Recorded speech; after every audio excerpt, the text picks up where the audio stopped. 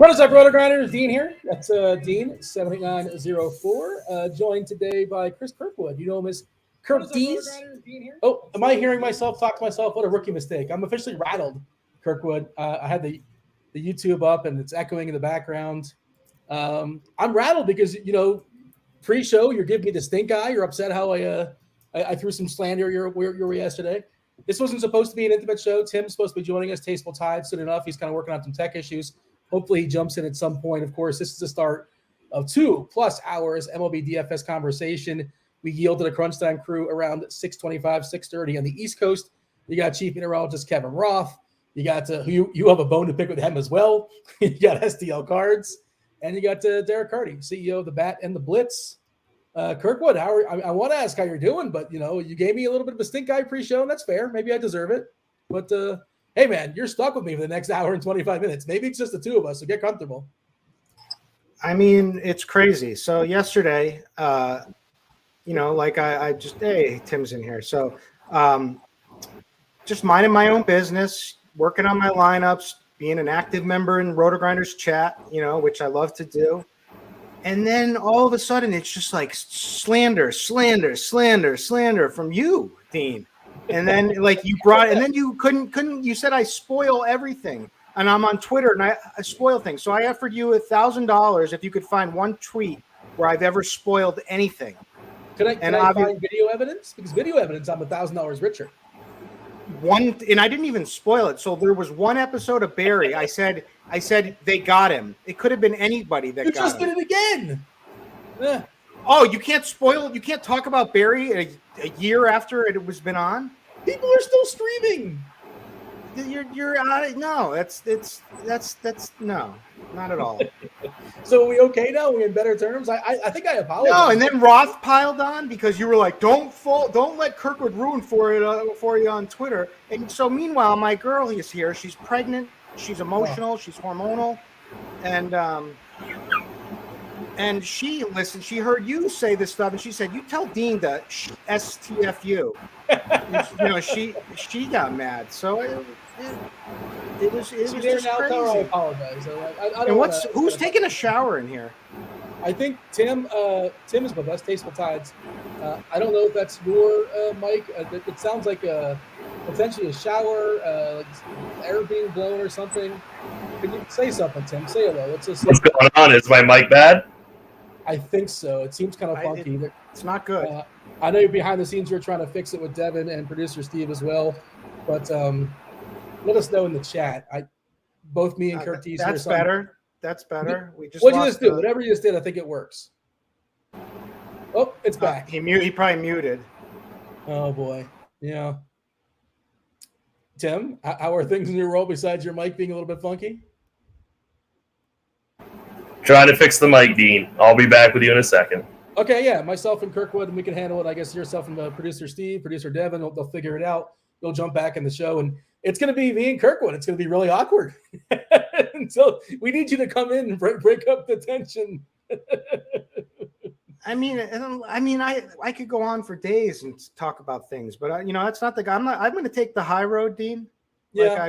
Like I usually do, and just let chat knows. Well, I mean, the chat was upset at me yesterday for multiple reasons. It seems. I don't know. There's a lot of comments in here. That was hurtful, Kirk. Derek's in here. I won't have any Kirk slander today. It seems that.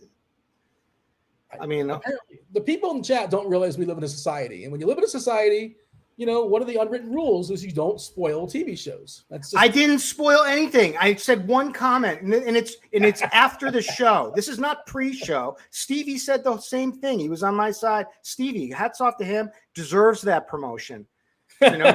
Deserves every cent of that promotion. Great guy, honestly. One of the best in the business. The NASCAR is just free money. Everything about Stevie is great. But he knew what was going down. He said it's okay to spoil something a minute after it happened. Like that was an absurd take. Yeah, I don't know.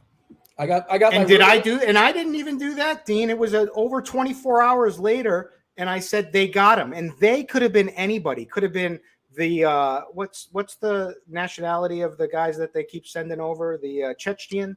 Could have been the Chechens who got him. It could have been the police who got him. It could have been a lot of different things. Well, fair enough. Tim, just let me know when you're good to go and you're figuring out as far as the mic. I know you're. I still see you there, but I don't want to keep asking you questions. I think you're on mute right now. But chime in, Tim, whenever you think you're good to go, and interrupt whatever shindig myself and Kirkwood are going to be having a conversation here regarding the slate. It's a big boy slate, Kirkwood. 13 gamer, lots of games, lots of pitchers. You know, is it another slate? I think there's not one team again that has a team total above 5. There's no clear and obvious stack. It probably would be Philadelphia, kind of, sort of, somewhat, if they were on the slate, but they're not. Although their lineup's kind of weak, but that TJ Zoich is really rough. Yeah. So, what is your assessment here, Kirkwood? Because I don't love this slate. I don't love any particular offense. I like a lot, but I don't love anything. Is that kind of where you're at as well? I mean, it's a pitcher slate, but there are 2 team totals over 5, or at 5 or above 5, and one of them is the St. Louis Cardinals, and one of them higher is the Toronto Blue Jays. Then if what I like to do is, you ever check the bat team totals? What do we have in the bat? The bat team totals has Toronto as the highest up there. They have the Braves then second.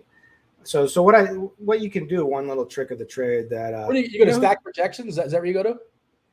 Sorry, how are you find the team? How do you find team totals in the bat? On EV Analytics, and believe it or not, the person that showed me this is Jared Barton, and he was just in chat a second ago. But this is something that I usually do. It's a way you can see. It's if you go to EV Analytics, you can even do it on the free stuff. You can just see the bat team total and the team total difference versus Vegas, so you can kind of see who the bat likes more than Vegas. Like yesterday, the bat was really high in Atlanta. Yeah. I stacked Atlanta. I liked them also as Congrats. well. Anyway, I won. It's just a way to get some good info. But they got the Blue Jays number 1, they got the Braves number 2, and then Seattle Mariners number 3. The bat this evening.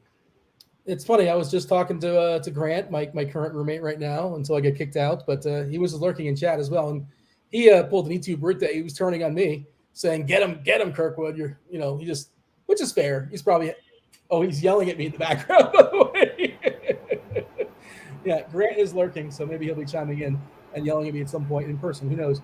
But we were talking about the Mariners, and I did my rankings today as far as my 5 favorite stacks, and I didn't rank the Mariners, but they would have been 6.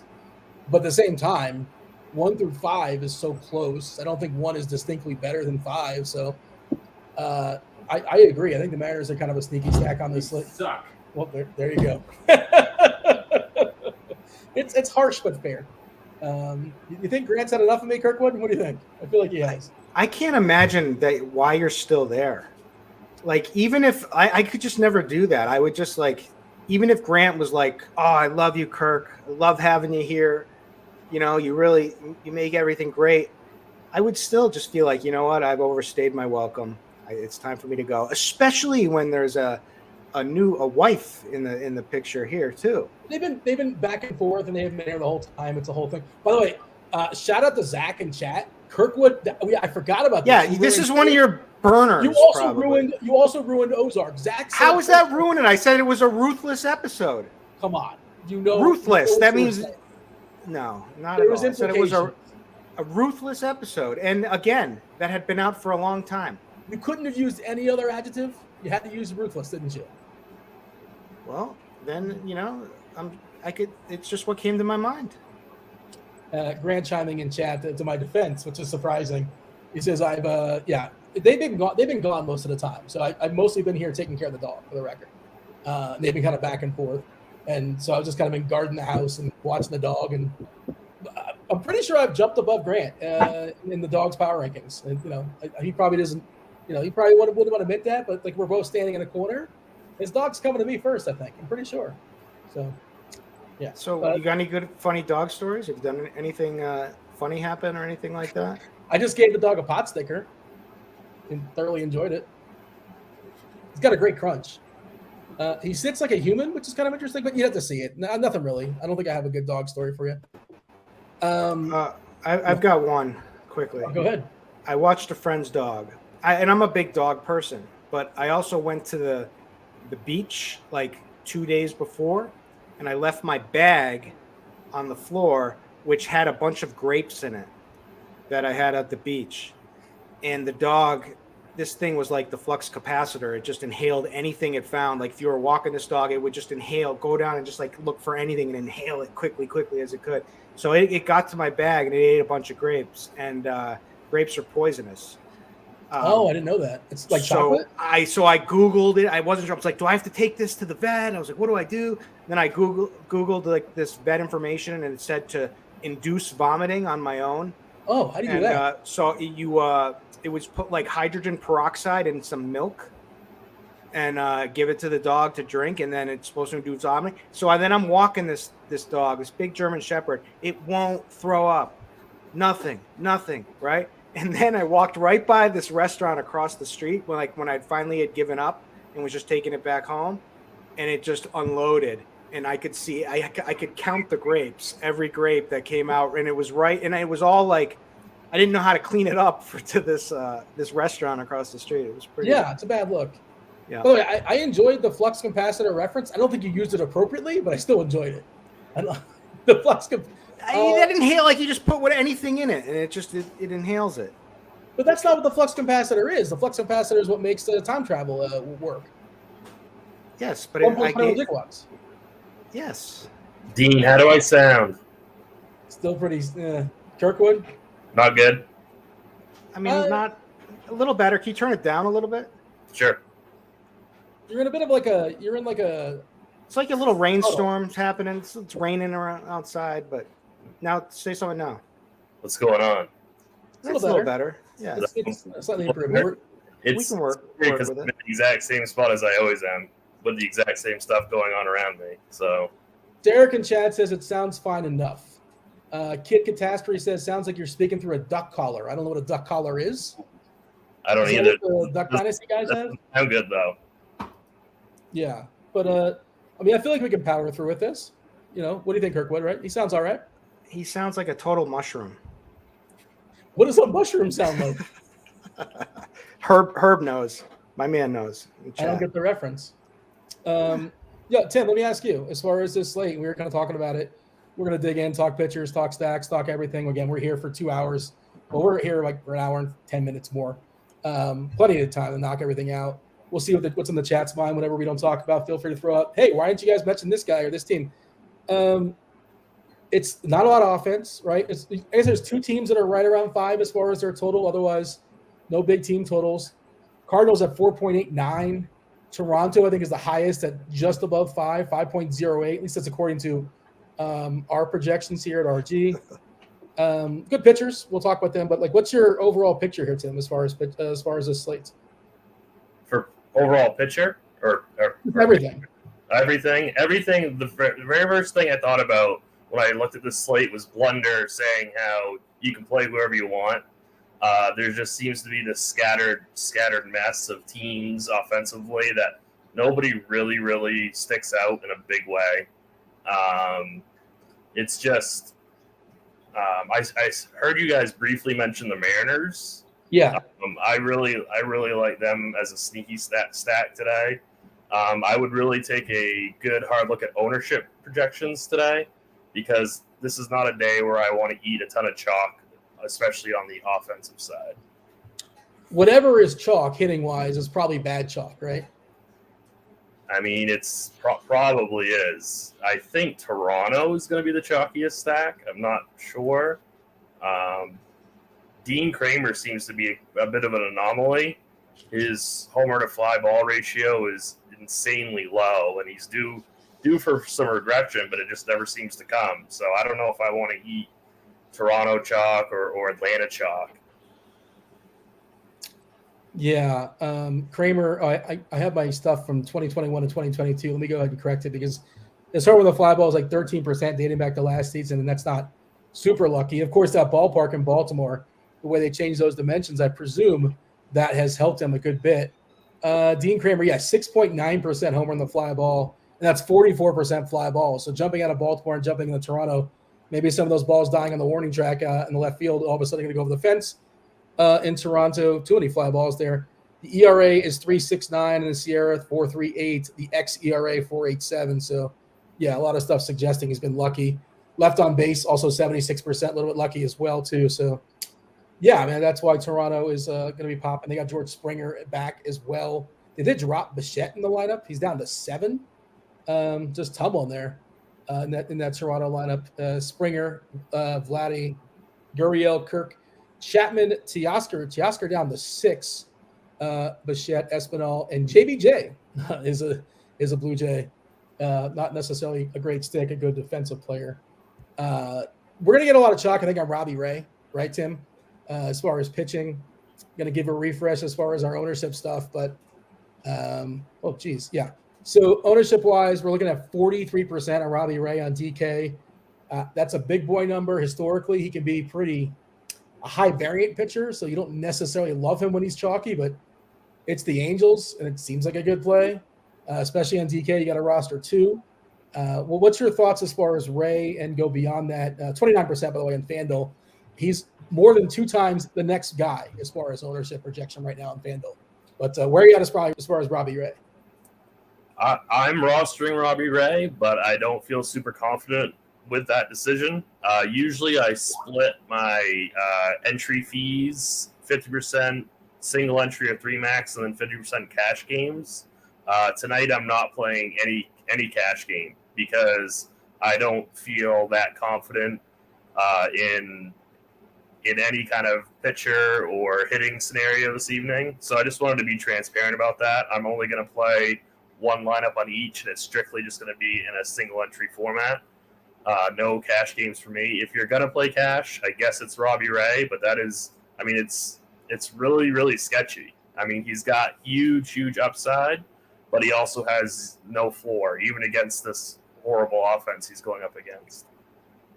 I'm not playing cash tonight, but I'd probably play Ray in cash. This Angels lineup is so terrible. Also, just watching the games, he was awesome against Ohtani. Ohtani was lost against them last time they faced him. Just left on left, and I don't know. It's just I trust that he'll be fine, but I understand the point you're making. What about yourself, Kirkwood, as far as Robbie Ray? And feel free to go beyond that as far as the pitchers. Lots of other options, obviously. I just don't see him putting up a bad performance here tonight. I mean, the Angels are just horrendous, right? And yes, maybe their strikeouts are a little bit lower against left-handed pitching, but like you said, it's a big boost for Ray for the matchup against Ohtani, with the lefty. And the LA is just horrible. I don't see much. The downside is if he just can't find his command whatsoever, right? And he walks a bunch of guys, but I don't see they still strike out the 6th highest percent against left-handed pitchers, 25th in ISO, 28th in WRC plus. I just don't see a lot of, damage there.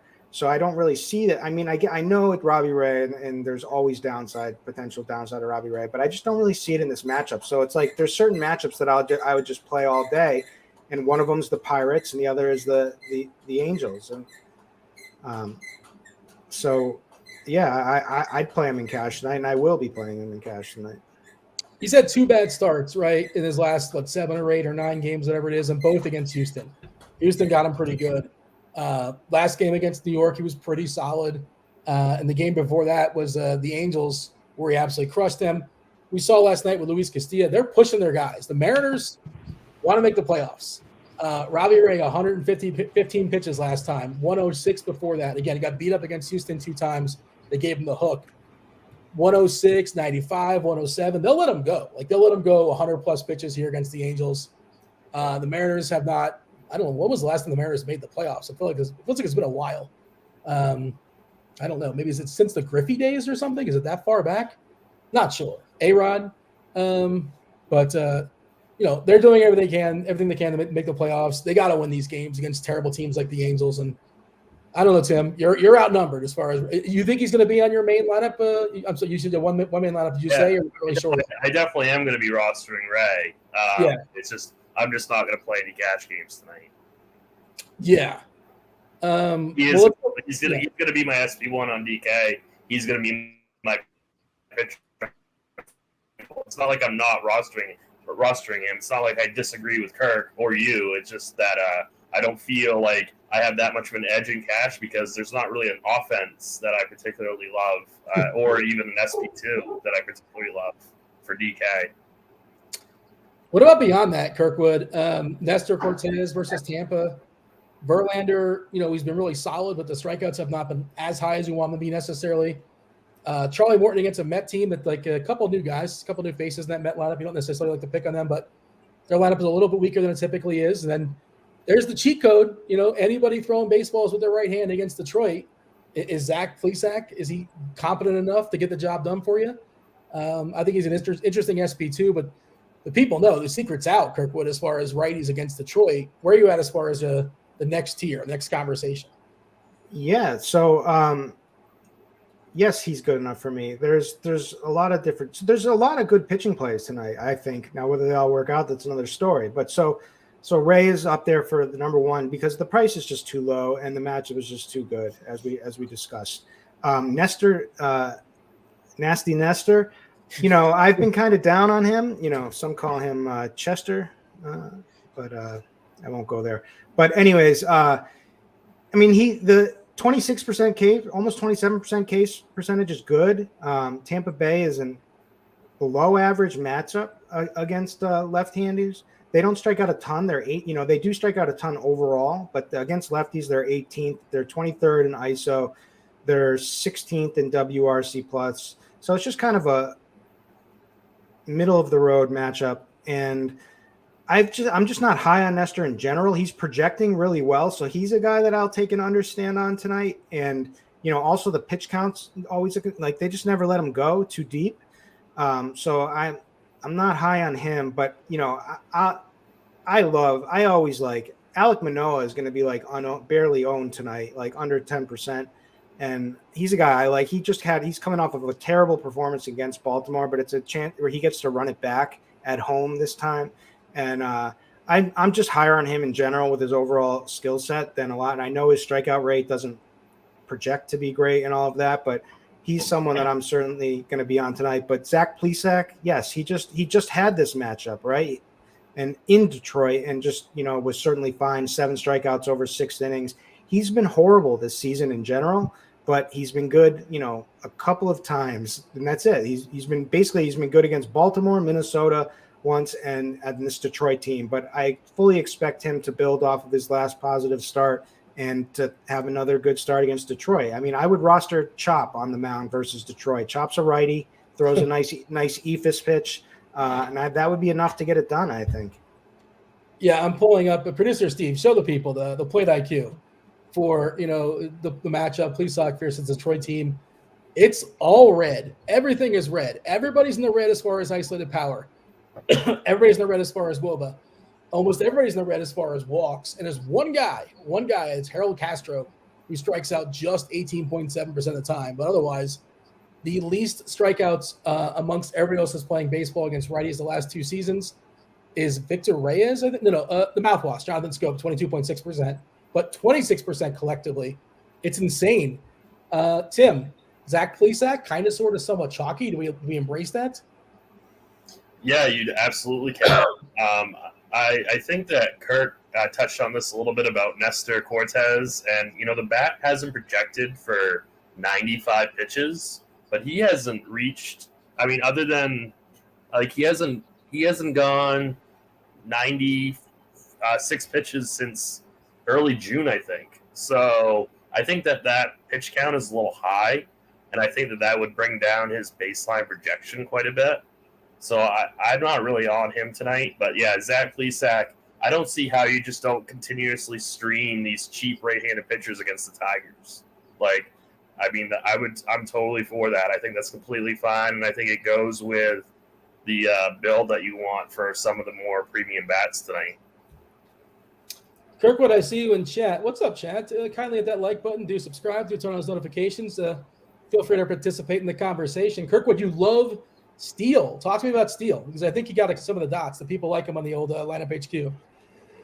One of those dots is mine for sure. So basically, he's facing the Nationals, the Nats, who are just a pathetic roster at the moment too. I mean, there's just like these bottom teams are just really bad. and it's Detroit, it's Pittsburgh, it's Oakland, it's the Nats, and it's the Angels. And Steele has really turned it on the last 2 games. He's coming off, he's coming off of a 10K performance against the Marlins. Then he followed that up with a 9K performance already against this Nationals team. His slider was working. He gave up a bunch of hits, 9 hits, so he only scored 22.7 fantasy points, but 6 of those were like weak singles for the most part. It was like 4 out of the 6, but 6 of them were singles, and there was a bunch of weak contact. There was a bunt in there.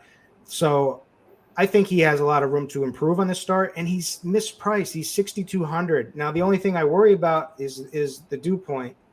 I gotta check that, because I'm sure, it's not too hot there, so it's only 77 degrees. So humidity is somewhat of a concern, but it's not a bad spot to pitch in tonight. So basically, what we're up against here across the board, it's actually pretty good. So he looks good to go. He's 6.2. You can do whatever you want with him, and he's just shown that he's got the K upside. Tim, Justin Steele. I'm all for that as a pivot off of Plesac in tournaments on DK. No chance that I would pay any 9,700 for him on Fanduel, but that's DK absolutely. Did you have a thought as far as Manoah? Like, I just want him to strike out more guys. And you look at him, it's like, how is this guy not striking everybody out? Like, he's just this big hoss. He's got to go to Arsenal, and his K rate's like 22.5%, which is okay, I guess, but it should be higher. I feel like. I really like Manoah. I like him long term, but I don't know I don't think I'm playing him tonight. I don't think it's a bad play, but I don't think I'm getting there. This is one of my gut feeling plays. I think he goes off tonight and puts up a really high score. Tim, you got a thought as far as Manoah? I wouldn't be that interested in him. I think that it's just, I think that the Orioles are kind of just, they're better than people think. And they're just not as bad as they used to be. If he's going to be 10%, maybe I'd match the field in a 150 setting, but I wouldn't go anything over that. And it's a pretty contact-heavy lineup, too, for Baltimore, and it's front-loaded as far as the contact. Less than 22% collectively as far as striking out. You got McKenna at the bottom, Mateo at the bottom, which is nice. Urias and Odor. But Mullins, Rishman, and Santander, even in a small sample, this Vavra guy is not he's not great, not a lot of power, but he is making contact. We have him as like 11.7% owned, and he's going to be in the optimal 6.3% of the time. So I mean, he's got a pretty bad leverage score too. So I'm really not that interested in for tournaments. But what about Kirk? Kirkwood's got a gut call. Like, you can't. Kirk's got his own money. He can spend his money the way he wants. I will be spending my money on Alec Manoah. Yeah, that's great. Tim, what about Verlander? Yeah, I like him quite a bit. Just for like I like, Ray's obviously my favorite. Then Plesac, and then I would personally fade Cortez unless I'm making more than 20 lineups. But instead of, you could either double pay up with Ray or Verlander, or you could go like Verlander, Plesac to get off the Ray chalk. Like, I think he's a really good pivot off of the Robbie Ray chalk. It's not a great matchup by any means. It's just purely an ownership play for me. Did you guys, either one of you guys, see the clip of the guy in the crowd of the White Sox game yelling at Tony La Russa to pinch run Adam Engel, and then La Russa comes out of the dugout to do it? I saw that. That was hilarious. Spectacular, right? Amazing. Yeah, it was really good. Oh, man. I'm getting a kick as a non-White Sox fan with La Russa being their manager. I mean, it must be like tilting being a White Sox fan, but as a non-fan, it's hilarious what's going on there. Kirkwood, you got to find this clip. You haven't seen it before, but it's pretty good. Did you give your thought as far as Verlander, Chris? I think he's fine. I mean, I think he's good. He's in a good spot. It's a bad spot for K's. He hasn't been lighting it up with K's in general, but he's been decent. He's gotten probably lucky, but the matchup is really solid, right? So like, there's not much damage, that we have to worry about with them being 29th in ISO, the White Sox. I mean, they have been horrible against right-handed pitching. They have been a kind of a cheat code all season against right-handed pitching for efficient starts, and 20th in WRC plus. So yeah, I don't mind Verlander tonight. So like Ray is my favorite because he could just nuke the slate, right? Like it just could happen. I can just see it happening, and I'm not really worried about his downside. I get it. His command can be off and all that stuff, and so that happens, and I'll lose. Cease is getting some love, and I don't mind him because you're just chasing the upside. It's not a matchup for upside, but it could work out. Like on any given day, like a nasty pitcher is better than a good hitter. Like if his stuff is on, right? Like so, these guys who have that ability can go off in any matchup, and I really I'm going to plant my flag with Manoah tonight, and I'm going to be in on him. Steele is the cheap play, but Ray, it's going to be my pool is basically going to be Ray and Manoah with Steele and Plesac. Yeah, the tricky thing with Cease, like by a good bit, he's got the biggest K percentage on the slate, 33%. The next guy is Woodruff. We haven't talked about either at 29%. But Kirkwood, I'm sure you've seen this lineup for Houston. It's typically contact heavy. Today, it's super contact heavy. 17.8% as far as striking out versus righties. 13.9 for Altuve, 14 for Gurriel. He's not going to get like homers, but he's going to at least hit the ball. Jordan doesn't strike out, and he crushes it too. Bregman, Tucker, Diaz, 16%. There's only two guys, and even Dubon. Dubon's in there. He's not good, but he'll make contact, 8.7%. I love Cease, but like it just feels like it's tough. And of course, if you're running at 100 or 150, like get some shares. But he's not making my first 5 lineups. It's just not happening. Tim, your thought as far as Cease? No, I'm with you, Dean. I think only in like a 150 setting, but that's about it. Kirko, what is this question in chat from Brian? What is going on here? He wants to bring a sign to an Eric Clapton concert. Do you approve of this? I see. So he's coming to Boston. That's great. I thought it was going to be like, do you want to meet up for a beer or something? That could have been. We could have worked that out. But it was, can I bring my Kirkwood Takes Naked Poop sign to the show, or should I hold off? I would recommend holding off, personally. But the only thing I can think of with that is like Big T. I don't know if there was a Twitter thread or maybe it was an RPS show where I was like over there watching and I was in like the chat with them because Big T and JSU, those are still my boys, and so Big T takes naked poops. So so my only response there was I learned it from Big T. I didn't quite know how to respond to that one. He takes his shirt off and everything, huh? Yeah. Okay.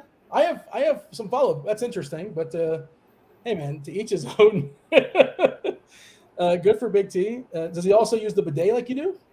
Now, the bidet is the greatest. So my girl actually got that for me for I think it was Christmas. Yeah. But I mean, I'll tell you, I was like, when I first saw it, I was like, what? It's a romantic gift. It was the greatest gift ever. It's the gift that keeps on giving. It has changed my life.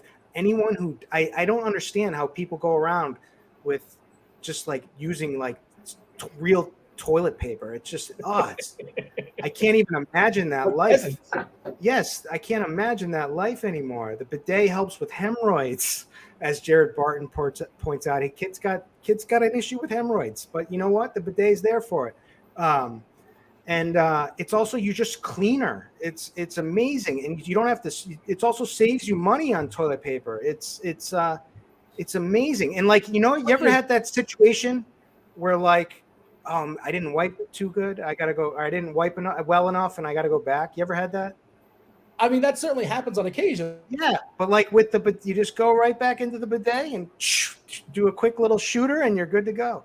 Tim, you have any hot takes as far as bidets? Are you pro? Are you con? Are you indifferent? I've never used one, so I don't really. I have no sample size. And it's cheap, and it's so easy to hook up. You can just go to this tushy.com. Promo code KirkDs, and they'll hook you up. They'll take care of you. But you go there, and I feel like there'll be something else. It's like $60. So, and don't take my word for it. Take Chop's word for it. I recommended it to Chop. He was hesitant at first. He's like, "Oh, I don't play around with butt play and stuff like that. He was saying in chat, and I was like, trust me, just try it.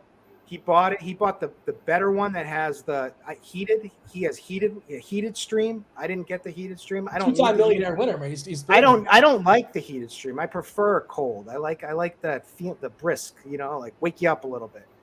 Tim, are you sold now? Do you feel like you have to go to tushy.com and then purchase see what's going on here? What Kirk's is talking about? I mean, maybe a little bit more advertising. Move the for me. Once again, tushy.com promo code KirkDs. Other pitchers that are worth talking about as far as the slate. I think Sonny Gray's at least. Morton. Charlie. Yeah, go ahead. Charlie Morton. That Met lineup is not as good as it typically is. Yeah, it's a little bit of a watered down lineup. And, Charlie Morton's going to be around 10 to 15% on both sites. Our projections at RG like him way more than guys like Manoah and guys like Cease. That's definitely another really – he would definitely be a guy I would add to the pool, even in like a 3-max setting, given his ownership and his percentage of being in the optimal. So, I mean, he's a really, really positive leverage pitcher tonight. Derek in chat says Cal Raleigh approves of the bidet. I presume that is a big dumper reference. That's his nickname. Is that what's going on there? I imagine. I don't think he's got. Maybe I'll change that promo code to Big Dumper. Did you see the commercial for The Coldest? Did you guys happen to catch that? Yes, the guy's name is The Coldest. Amazing. Yeah. What a brilliant. The NIL is working out. That's what it's good for right there.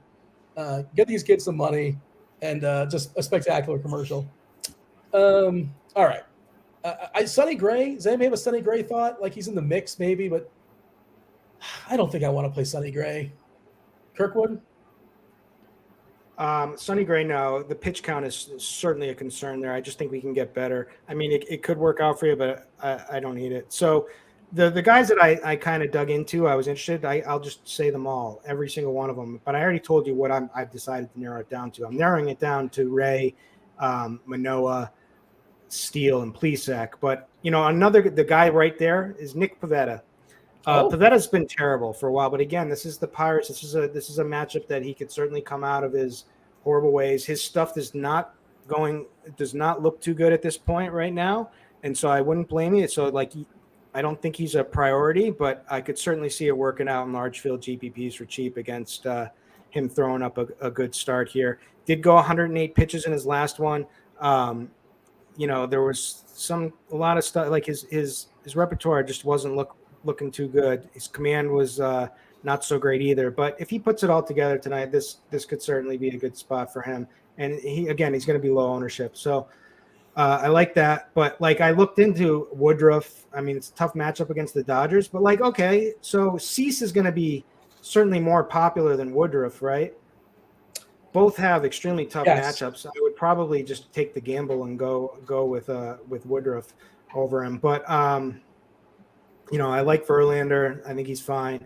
Cortez is fine. I would recommend being under on him. Morton, I wrote down. Morton is right there. And I guess it's like if you're playing Pivetta, it's like just paying up 500 more for Morton probably seems like a good idea. But the Mets are a tough matchup. So if you want to just take the cupcake matchup, Pivetta would be the one. But yeah, that's my pool. He's right there too. Yeah, I have him written down too as well. 21% K percentage. The Rockies just don't strike out. They're 28th in K percentage against left-handed pitching.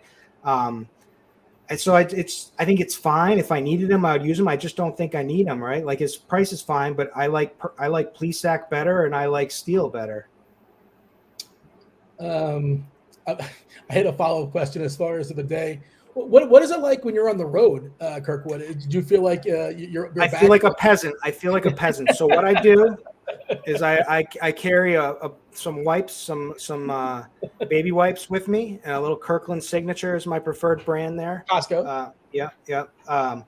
So I usually have some of those with me because I just can't. It's just disgusting. Just regular toilet. It's like sandpaper. Regular toilet paper. I don't understand how people do it. And then they can also leave little debris behind. Also, there's feces that gets left behind. It's it's just not cleansing. Like, clean it up, people. Either get wipes or get the bidet, but they do have a portable version, which I'm very interested in. I gotta do some research on that. Tim, some names are thrown out, Quintana, and also several people in chat. Mitchell Mayo's asking about Merrill Kelly. Several people asking about Merrill Kelly. He's not somebody that really crossed my mind.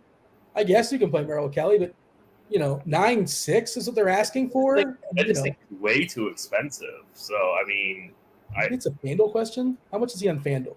He's 7.7. All right, that makes sense. No, he's 9.9 on FanDuel. Oh, yeah.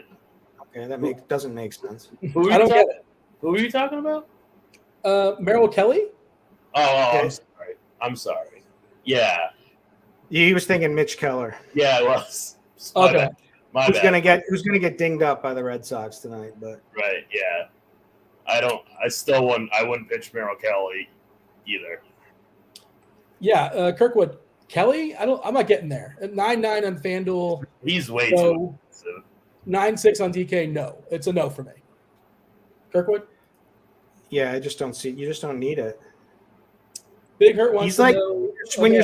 When you're searching, like, Merrill Kelly's a guy that can certainly work out, but I mean, I think he had a horrible start in his last one. Let me pull out. Yeah, he just coming off of a start against Pitt where he gave up 3 earned runs in just 5 innings, 99 pitches. So 3 walks, 6 Ks. No, and now you want to throw him against the Giants? No thanks.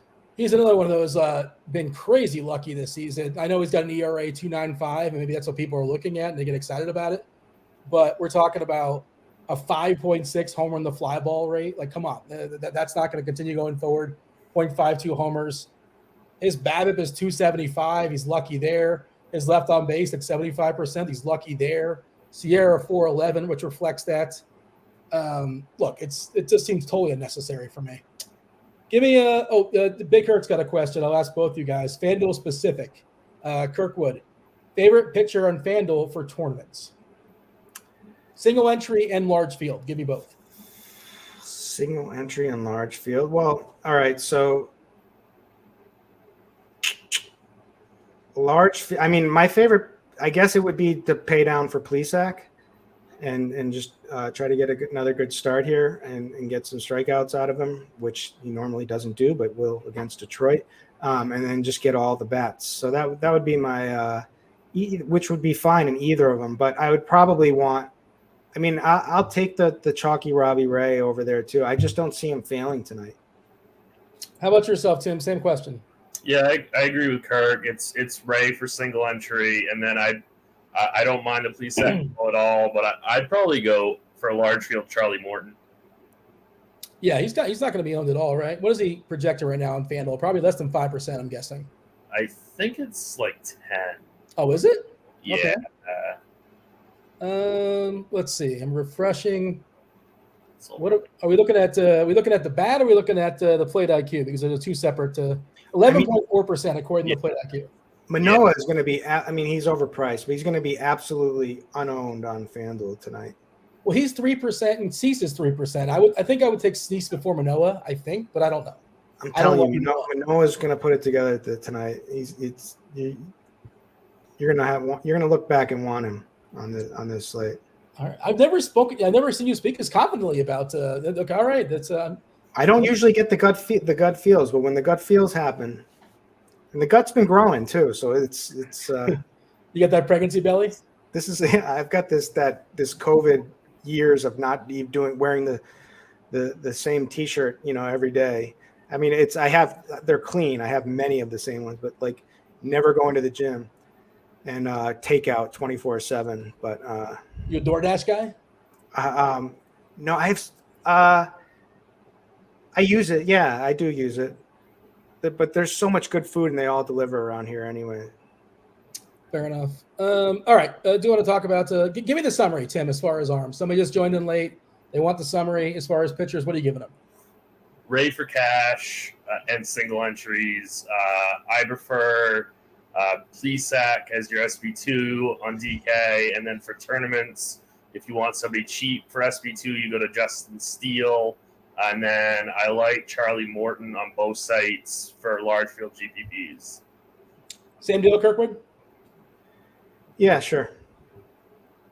Well, I mean, do you feel the same? You feel free to add on, or that I was reading. I hadn't even hear what it was because I was reading it. He likes Manoah for tournaments. Yes, for large field stuff, Manoah, but or Plesac, but Ray for the single entry. Kirkwood, Naked HD in chat said he's delivered you before, so I don't know if that's true. I don't know what he's saying. Like, I don't know if he's saying like Naked HD services or.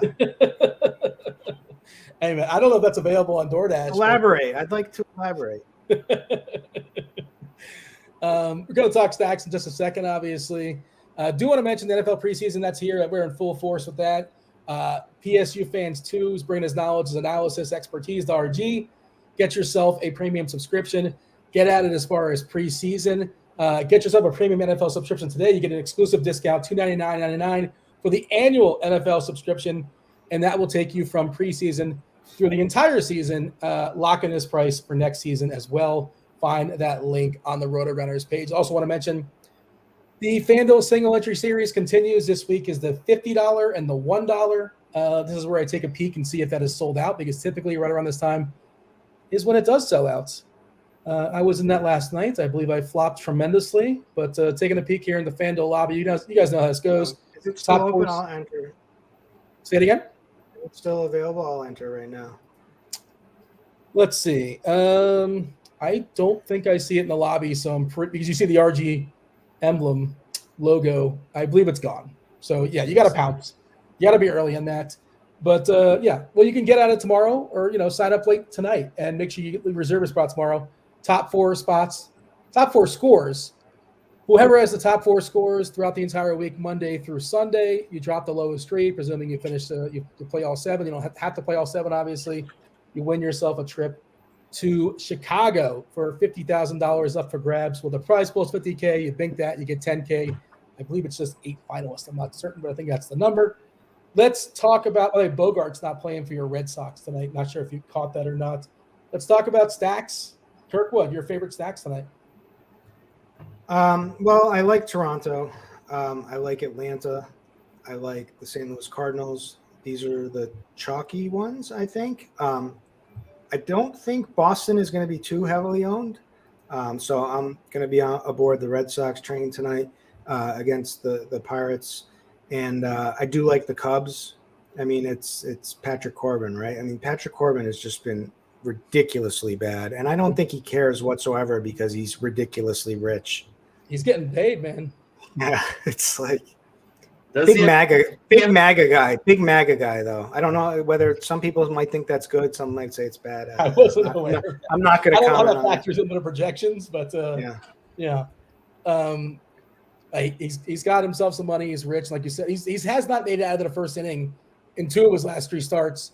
I thought for certain Washington, when they were dumping Soto, that they would package Corbin in the deal. Like, just here, if you want this good stuff, you got to take this nonsense. They didn't, and they're still stuck with Corbin, who's been an absolute disaster. Negative 15 points in 2 of his last 3 DK starts. That is incredible stuff. And the Cubbies, of course, are not the most fun offense. Did they do a goofy lineup again today? Yesterday, Chicago, like putting Wisdom 9th and Morel 8th and 9th. They do that again or no? Yeah, that was something, right? It's like take your best home run hitter and put him down at bat him 8th or 7th or 8th. All right, they got the brain batting 3rd tonight. Wisdom is 3rd. Come on. You're still holding on to the brain here. It's Patty the Tooth. We all know it. Well, what do you think here, Tim? As far as stacks, the Cubs against Patrick Corbin, of course, there's some power bats there. There's no Ian Happ. I'm just now realizing that's a good lineup besides Happ. You know who has some pop is Higgins. Is he catcher eligible? I'm not certain, but not a lot of power this year against lefties for what it's worth. 135 ISO. You like that? Don't worry, I'm telling you, he's got some pop in him. Whether he hasn't had a good chance. He hasn't had much of a chance this season. Yeah, he is catcher eligible. Yeah, 2.4K. I like that. Yeah. I'll play that just because he's 2.4K and he's facing Corbin. I don't need him to be like a good power guy. It's just sure, if I want to flat out bunt it, I'm good with that. Tim, your thoughts as far as stacks? Yeah, so I think the Jays are going to be the most popular team. I don't think I'm going to roster. I also don't think I'm going to roster the Braves. I think that my favorite is the Mariners against Jose Suarez. They're projected to all be like quite low owned. He gives up a lot of hard hits to right-handed bats, so maybe you don't like full 5-man stack them, but I think I'll have 3 in my main lineup tonight. I want to get to like Mitch Haniger and Julio, and maybe Suarez. Angels lineup came out. I was hoping Fletcher wouldn't be in it because he got hurt last night. I think he got hit by a pitch or something like that, but he is in it. He's obviously not an imposing bat, but he will make contact. Fletcher, Ohtani, Rengifo, Ward, Stassi, Walsh, Sierra, Gosselin, and Duggar. Milwaukee just dropped Yelich, Adames, Tellez, McCutchen, Renfroe, Wong, Urias, Caratini, and Davis batting 9th. All right. Anything else? Oh, go ahead. I just want to give a poor little out. You know, we've lost a dear member of our RG chat community ever since you didn't select him for the Beat Deans meet. Lip Eric Johnson has been nowhere to be found. He's a man of his word, so he's probably out in Awesemo chat or somewhere. Or, he's still tweeting at me, so like I still hear from him. Remember that night was crazy. Like that one, he went like he definitely had been drinking that night. Like you can tell what he does. So, but he was like all. I kept getting those notifications all night. Oh, you were in the conversation. I was there. Yeah. I've gotten more where you weren't involved, so he's definitely. Yeah. Oh, my man BSB Brandon's in the house. Best pony handicapper that I know. I don't know many, but he's the best. I knew Hank Goldberg. Well, I didn't know him, but I was aware of his existence. And he's Kenny Mayne, another. I'm sure those are just the big names that people are aware of. But as far as the handicappers, you like the ponies? Do you bet on the ponies?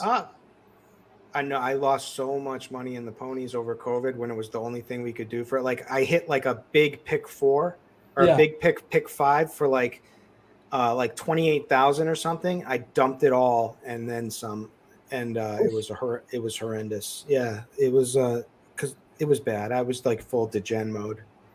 I used to go to Calder a lot when I was a kid. Calder right across the street from Pro Player, Joe Robbie, whatever you want to call it. I guess it's Hard Rock Stadium now. But I don't think they're running as much because there's a nicer one that's not too far away. I'm losing the name for some reason. But you know what? I'm so against it too because I'm such an animal lover. I think it's just horrible. I mean, what happens to them. But anyway, Bobby Fi's in chat here, and he says that Lip's usually in his chat. There you go. He's all over the place. So thoughts, T's and P's for Bobby Fi and the True DFS crew. Yeah, Bobby's a good dude. I see him every once in a while screenshotting on Twitter. I'm sure it seems like he's had a good baseball season. Yes, Big Show Brandon Gulfstream. I couldn't think of it. Gulfstream's spectacular. It's a great race. But yeah, I'm with you too. Like I like the animals and I want them to be treated well. And like that Luck TV show on HBO, they killed too many horses. They had to cancel the show. I liked that show too. It was good. You know what? I couldn't want my dog Phil would go nuts at it though. Like it made it really hard to watch it because the horses. Are you a pony guy, Tim, or no? No, just the Triple Crown races. That's the only thing that I do. All right, fair enough. But that's like probably the sharpest odds, I think. I don't know. I mean, the fields are massive. I don't do it thinking I have an edge. I just do it for fun and drink some booze and have a good time. Get yourself a mint julep. Yeah, exactly. Also, I want to mention Stat Hero before I do our favorite players position by position. If you're not aware of Stat Hero, you don't want to build yourself a full lineup. You get yourself a unique fantasy sports platform and how that works. You're playing against the house. The house is going to have their lineup. You participate in a head-to-head style contest. You got to build a lineup that beats theirs. Pick 'em style. Use the promo code GRINDERS, 50% deposit bonus up to $50. No, up to $250. Again, promo code GRINDERS, 50% deposit bonus up to $250. And I think both you guys actually picked some winners for the people. I'll go to you first, Tim. Yeah, so I took the Stat Hero put up Vlad as their MVP, and then their flex was Arias, Swanson, Rogers, and Julio. I decided to put Acuna as my captain with Haniger, Reyes, Tyler O'Neill, and Brian Reynolds, and that pays even money. They also offer a 3-to-1 contests where you get 3-to-1 on your money. But they also have a huge salary advantage over those. So I like to try to take the even money ones going up against their teams. How about yourself, Kirk? What did you got? In what? The stat hero. Did you not provide? Oh, sorry. I got caught up with chat again. I did a 2v2 just for an even money double up. They had Vlad and Ty France as their two best picks, and I countered it with a big advantage from the bat projections. It says with going with Devers and Yelich, who's in a decent spot against how do you say Pepio, yeah. I see Hoosiers hang banners in chats asking about weather issues. I just dropped Kevin Roth's weather article. Far as I can tell, nothing too crazy. Of course, Roth will be on about 25 minutes or so. Like yellow-green in Pittsburgh, green-yellow in Cincinnati. That game's not even on our main slate. But, long story short, far as I can tell, unless something changes, we yield to Roth, but no weather issues as of right now. If you guys are in chat, hit that like button, subscribe, turn on notifications. We do appreciate that. Keeps the lights on. Got to pile up those likes before the crunch time crew comes in. You got Roth, SDL Cards, and DerekCarty, CEO of the Bats, about 25 minutes or so. Catchers, Tim, you win. What catchers do you like tonight? Sure. Let me pull up some DK projections here, real quick. Oh, I did want to mention one quick thing. Did anybody mention the Cardinals tonight? No, but yeah, they are the best team in baseball versus lefties. So yeah, that's a good call. They've got 8 right-handed bats going up against Freeland tonight, and I don't think they're going to be projected for much ownership at all. So I think that they're a really, really good tournament stack, and they don't seem. I mean, obviously Arenado and Goldschmidt are expensive, but that whole stack really is not that expensive. And I think they're going to be ignored. The ballpark, is basically neutral, if not a little bit more of a pitcher edge. I agree. I did rank St. Louis today in my 5, actually, and they weren't acknowledged, but for sure, St. Louis can put up the biggest score today. It wouldn't surprise me at all. Number two WRC plus versus left-handed pitching. I think they're number 1. You saw the number 2? Yeah. All right. They're tied. They're tied. You're right. They're correct. So they're tied. New York and St. Louis. You dodged the question, which I understand, but we got to go back to it, Tim. What do you have as far as catchers? So the Cubs are so cheap, so you could easily play Wilson Contreras in your Cub stacks. You could also one-off him if you can find some other, cheaper plays that you want to have in your lineup. He's definitely the top raw point catcher tonight. If you're looking for a cheap punt option, it's Travis d'Arnaud for the Braves at 2,900. Alejandro Kirk, he should be pretty popular because I think that the Jays are going to be pretty popular. Let me see if I can find. What's his nickname? Cal Raleigh's. Big Dumper. Yeah. Big Dumper. Big Dumper. Unlike Dean. Dean is actually, his nickname used to be called the Huge Dumper.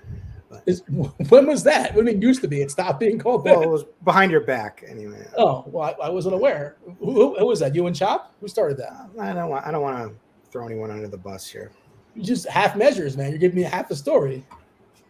It's all it deserves. And I do think that you could do PJ Higgins also if you really want fun. Like we talked about earlier, I think that's a really good pun. I got bad news, boys. No Cal Raleigh. No Big Dumper. Oh. J-Rod's leading off there for Seattle. France, Winker, Haniger, Suarez, Crawford, Casali is catching for Seattle. Frazier, Haggerty. That's kind of a bummer, but there you go. Cross them off the list. Kirkwood, who do you like as far as catcher? Alejandro Kirk, just because the batting cleanup, decent matchup against good name. The coffee creamer. Is that what Chop called him? I call him French vanilla, Dean Kramer. But Wilson Contreras is the pay up spot against Corbin. Really high home run upside potential in this matchup. Jonah Heim is cheap, batting 5th, against a good prospect in Oakland who doesn't appear to be quite ready yet, which makes a lot of sense. So I like the matchup. Then there's William Contreras. There's Darnode. There is PJ Higgins, like we said. And he's coming out of the woodwork kind of late here in the day. Like no one was expecting him in the lineup, so I don't think he'll be played much. But I mean, for that's a solid punt right there. Kirk, we'll talk about first base, and I feel like first base is kind of sort of similar to last night. I don't know what Vinny Pasquantino did to DraftKings, if you kicked a DraftKings metaphorical dog or whatever, but still egregious. This dude's price is still a 2K, 2-1. He was the American League Player of the Week. He banged one out last night as well. You want to go down low, Pasquantino, I think, is pretty clear and obvious. Is Pujols in the lineup? I think he's kind of interesting, too. 2-2, a little bit kind of a pivot away from Pasquantino, a pivot away from Goldie as part of that stack. You know, he can still hit lefties. He can still bang some homers. He might get the hook, a pinch hitter, a pinch runner, that kind of thing. But, you know, I don't hate him. Seth Brown's kind of cheap, too. Or he's spending all the way up for Vladdy. I think that's where the obvious stuff. Would you agree with that, Kirkwood? Yeah, that's definitely. Well, what about the rest? What else do you have as far as first base? I mean, did you say Seth Brown? Yes, I did. Okay, so I like him. I'm getting in chat today. Patrick Wisdom, obviously, like we said. Vinny Linguini, Vinny Salami now is what Squirrel's been calling him. Yeah. Yeah. So maybe it's Vinny Perjute. But anyways, 2100. The guy has crushed on Manja Mondays all season long. Hasn't really done Tortellini Tuesday much, but give him a chance here. Ty France, I like. Paul Goldschmidt, obviously, he smashes lefties. Like the spot for upside. Tough to get up to him for the price, but can certainly make a St. Louis stack pretty easily. Let's see. I don't know. That's kind of my standouts. Your boys in chat, by the way, Kirkwood. I mean, that's what was distracting you. I threw you off there for a second, but you mentioned somebody's name. Beetlejuice. Click 3 times. Beetlejuice 5 times, Candyman 3 times. I don't remember. What are the rules, Tim? You know what I'm talking about? I don't. I have no idea. Are you aware of Beetlejuice or Candyman, or neither one? I'm aware of Beetlejuice, but not Candyman. Are you aware of the movie Beetlejuice or the Howard Stern? I'm aware of the movie. Oh, you gotta be aware. Do you guys remember Hank the Angry Dwarf? God rest his soul. He was incredible at Rock and Roll Jeopardy, like the greatest Rock and Roll Jeopardy person of all time. So yes, when I was in college, he did he was doing advertisements for a local car dealership down the street. Yeah. So I went and met him, and my girlfriend was with me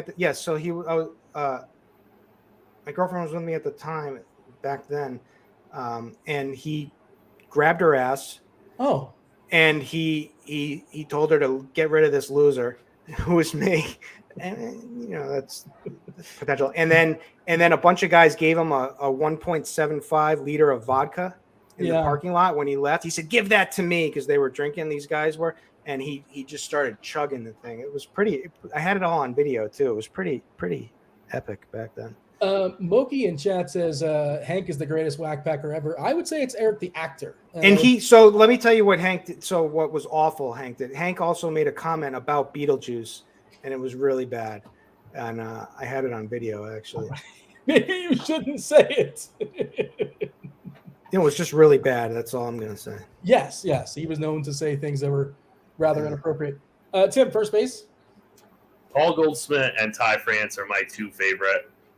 Patrick Wisdom is another really good tournament play. Rowdy Tellez on Fanduel, I think, is a little bit too cheap. Matt Olson. We haven't really talked much, I feel like, about the Braves. So, yeah. I know they're going to be popular, but they're in a really good spot.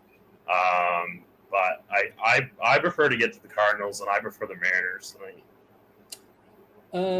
Just some random Oakland A's being mentioned in chat. Terry Steinbach was the catcher for the A's back in the day. Dave Henderson as well was one of their outfielders. I don't know what got started there, but that's when the A's were a lot of the Bash brothers. If you're old enough, you remember Jose Canseco and Mark McGuire and Henderson and Steinbach. And was Ricky Henderson on those teams too? I'm not sure. He was an A at some point. I don't know if he crossed over with those guys. I don't think so. Dave Stewart was the pitcher, of course. Became the GM of Toronto. Second base, Tim, it's you. What do you have for me as far as the keystone position? Yeah, it's definitely Marcus Semien on FanDuel at 2,400. That's gonna be tough to get away from in any format. They finally seem to have raised Max Muncy's price when he has a really, really difficult matchup. So that he's off the board now, and now they have Semien as the cheap second baseman. It's kind of an ugly position. Nick Madrigal for the Cubs batting leadoff. That's probably your cash game option. I think he's a hook candidate, just for the record. Yeah. Well, I looked him up yesterday, and for yesterday's game, he had the bat had him at 0% pinch hit risk. Did he get pitch hit for last night? I don't know. No, he had 5 at bats yesterday. I'm going to pull it up. I'm going to pull it up again. He got a 1% pinch hit risk. Yeah. So I had the same thought too, and then I looked them up yesterday. At least that's what if we can trust the projections is what they always say in the bat channel. I mean, if the projections are right, then I think he's the cash game option. But the thing is that you don't really need to save that much money to me. So if you have, I love Vaughn Grissom. He's still min priced on DK. So I think he's also a really good play. Played him not last night. He's in the 7-hole now, batting at Michael Harris. They finally moved Money Mike up one spot.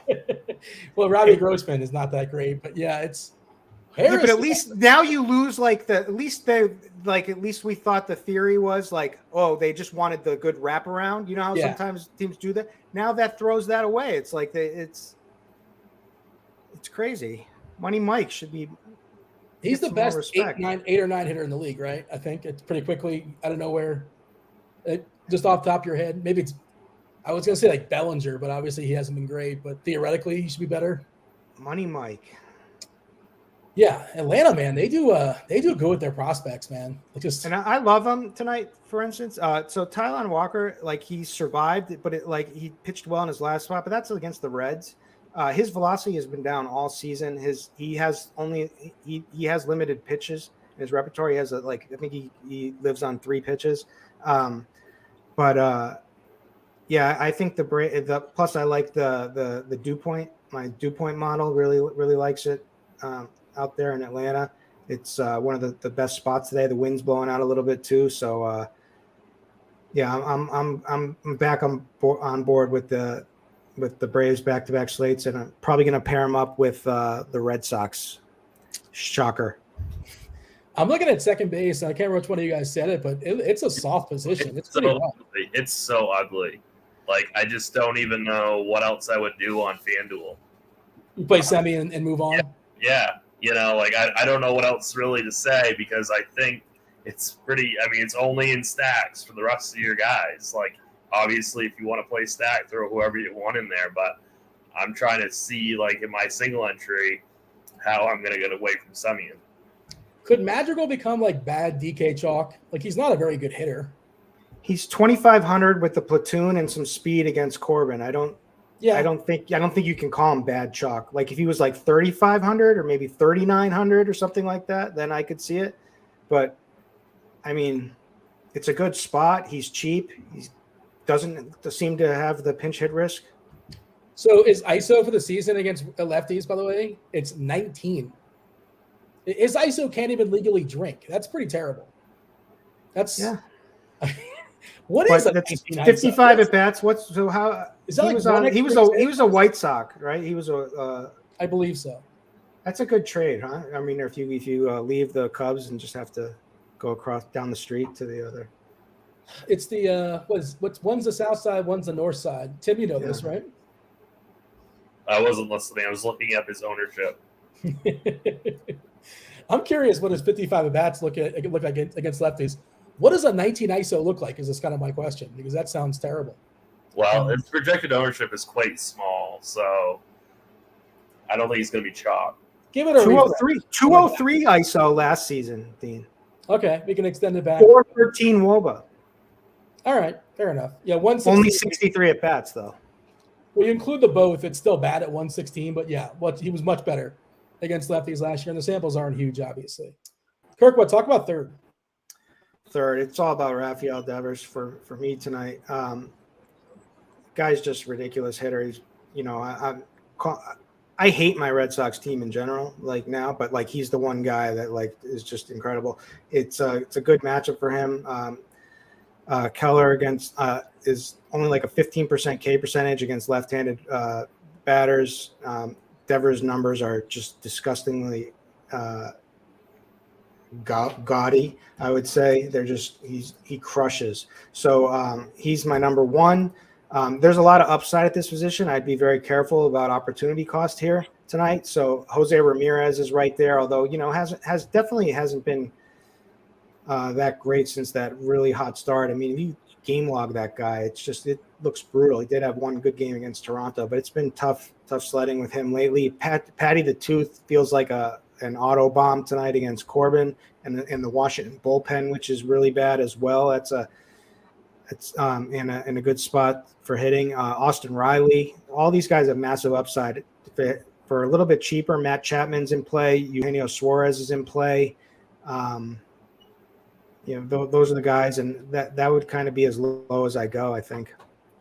So what's the story here with Boston? Why Kirk? Why have they not released the lineup? Are they waiting for Kike Enrique Hernandez? Is that Kike is supposed to be back tonight? Is that the holdup? Because they play in less than an hour. Yeah, I would imagine that's the holdup. Okay, they're probably working on pregame. Yeah. They sent somebody down too just now. I think it was Sanchez. Probably. Oh yeah, Yolmer. Yolmer got kicked down to AAA. So. Oh man, Yolmer's terrible. Tim, what do you have as far as third base? Yeah, Kirkwood said it perfectly. Like the reason why you want to punt at second is because you want to pay up at third.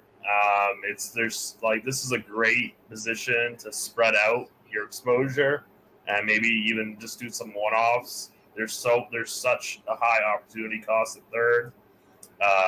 For me, I'm going to be stacking. I'm going to be stacking the Mariners definitely on both sides. So Suarez is my guy, but again, I'm not playing cash tonight. I'm not sure. It's probably Ramirez or Devers should probably be your cash game third baseman, because the Guardians are in a really good spot tonight also, and they might be facing the worst pitcher on the slate. So Garrett Hill, yeah. So maybe a one-off of J-Ram is a good play tonight.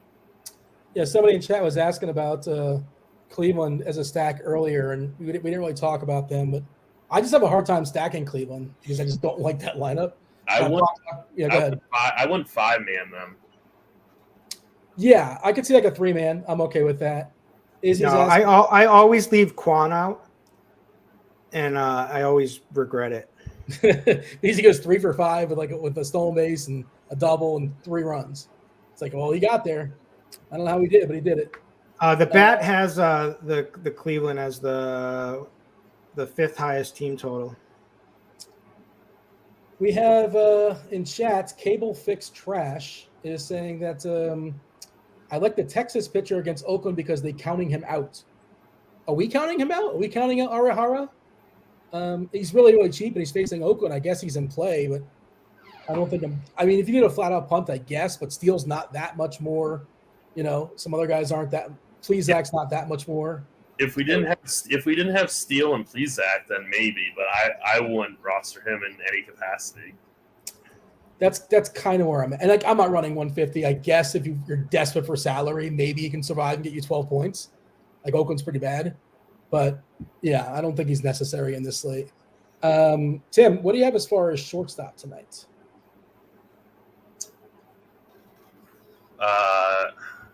Trying to think. Dansby Swanson. You said Xander's out of the lineup, Dean? Yeah. Okay. Wait, no, hold on. I saw a note that he wasn't playing on Twitter, but not the official lineup. So okay. Maybe double check on that, because I did see a tweet that he wasn't playing, but maybe that was wrong and the lineup's not out yet. I don't know. Yeah. Dansby Swanson's probably my favorite. I really like that Atlanta team. O'Neal Cruz batting 6th against Pivetta. I could see a way of playing maybe like 2 Pirates on FanDuel or maybe 2 or 3 on DK tonight in case he's bad Pivetta. Like, bad Pivetta is really bad. I know it's the Pirates, and I know that they're also really bad, but, the Pirates seem cheap enough that they have some ceiling, so I think O'Neal Cruz is fine. I think Vaughn Grissom is a good play, super cheap on both sites. Is Bichette in? He's batting 7th. They buried him. Oh, they buried him. Yeah. Yeah, I'm just really not crazy about Toronto tonight. I know they're in a good spot, but I think they're going to be overowned. So, I don't know. Kirk, what do you have as far as shortstop? Glad you asked, Dean. Dansby, obviously, you guys talked him up. Like him. Corey Seager, I like. You could play O'Neal Cruz. I'll never play him against a lefty, but certainly against Pivetta. I like Pivetta. Like, I'll play a little Pivetta tonight. I think Pivetta is going to end up doing well, but he's definitely looking shaky recently.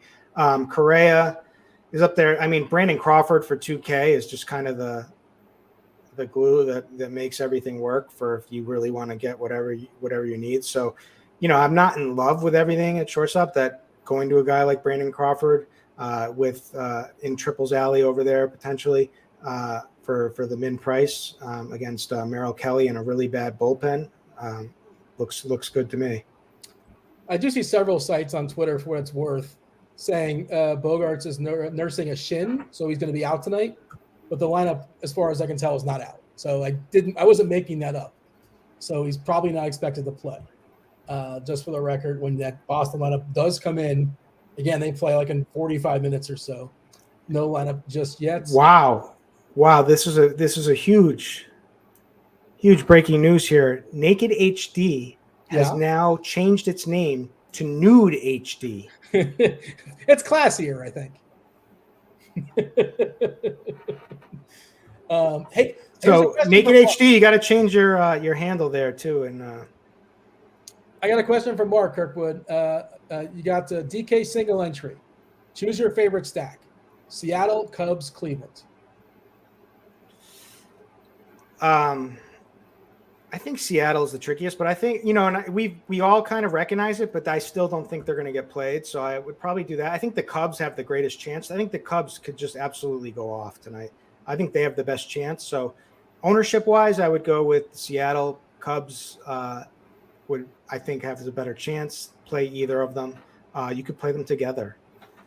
Yeah. I wish Hap was in Chicago, and I wish the dumper, Kyle Raleigh, was in Seattle, but I would definitely have Cleveland third.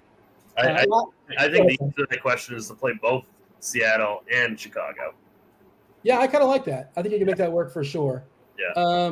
Let's knock out some outfielders. A couple questions from chat as well. We do have the Crunch Time crew knocking on the door shortly. You got Roth, you got Steele Cards, you got DerekCarty taking y'all straight up the lock. They're probably not going to get your YouTube questions. If Roth is desperate for questions, he'll jump over to YouTube. But of course, he wants to satisfy the premium members.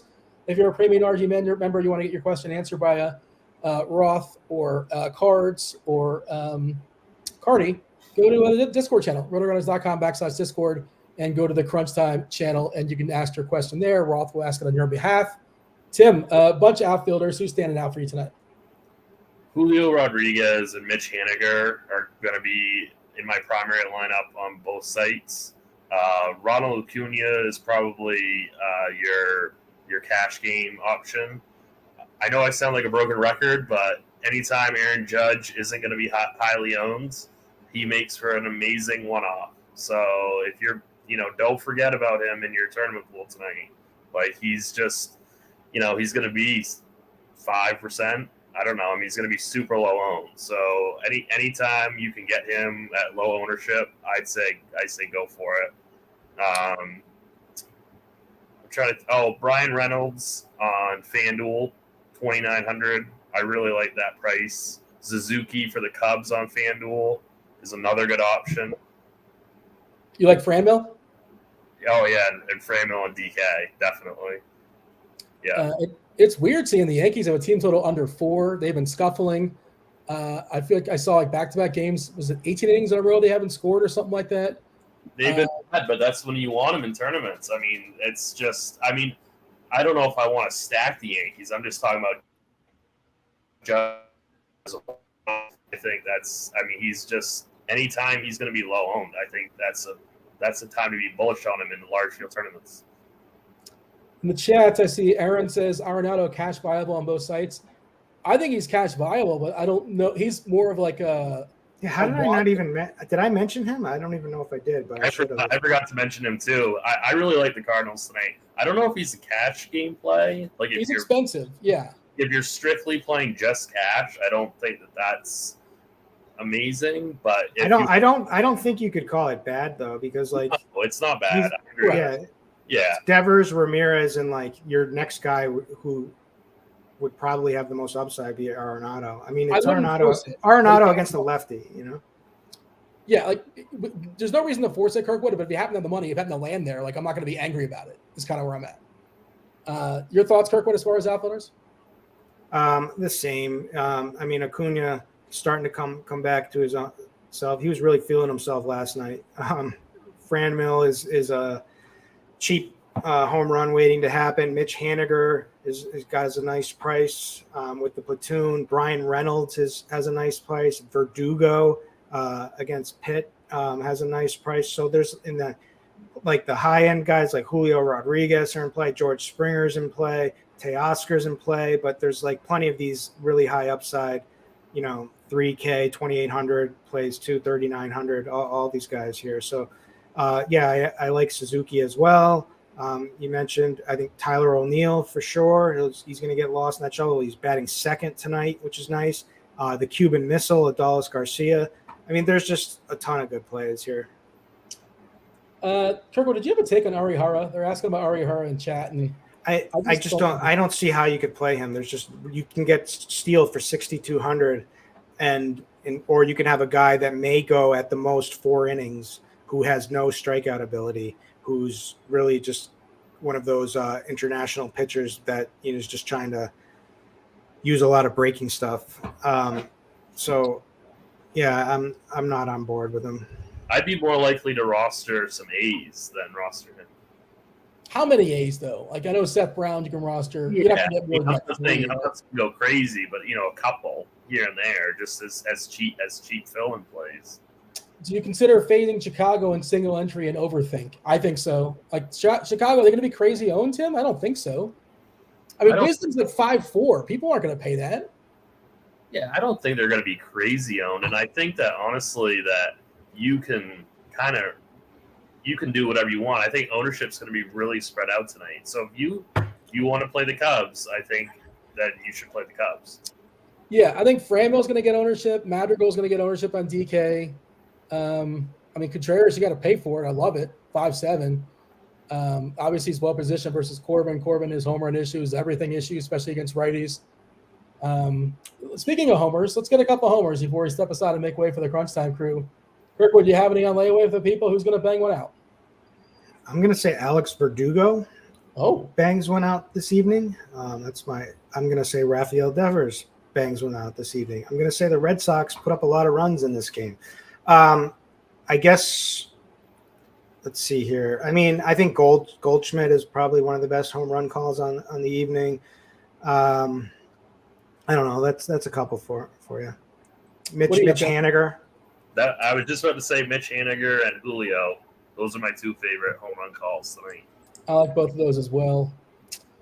Let's see. Tim, is there somebody you're desperately, you feel terrible about not having? You love them, but for whatever reason they don't fit your build? It's either Acuna or Springer. Like I'm probably not going to play Acuna. I'm probably not going to play Judge, and I'm probably not going to play Springer. So that could be painful at the end of the night. We got the crunch time crew here. Kirkwood, you gave me the business earlier today. Did you want to give a little bit of shrapnel to Roth as well? No, I'm going to take the high road here. I'm just going to say I'm just disappointed. I just didn't like how he's like I don't even follow Kirk. Like, it was just such a low blow that, and I'd like to say that, I've never, ever, if anyone can find a show that I have spoiled on Twitter, I will give you $1,000 cash. So if you could find a tweet that I've ever spoiled anything, I'll give you $1,000 cash. Thank you, Roth. It's about time. But yeah, sorry, bud.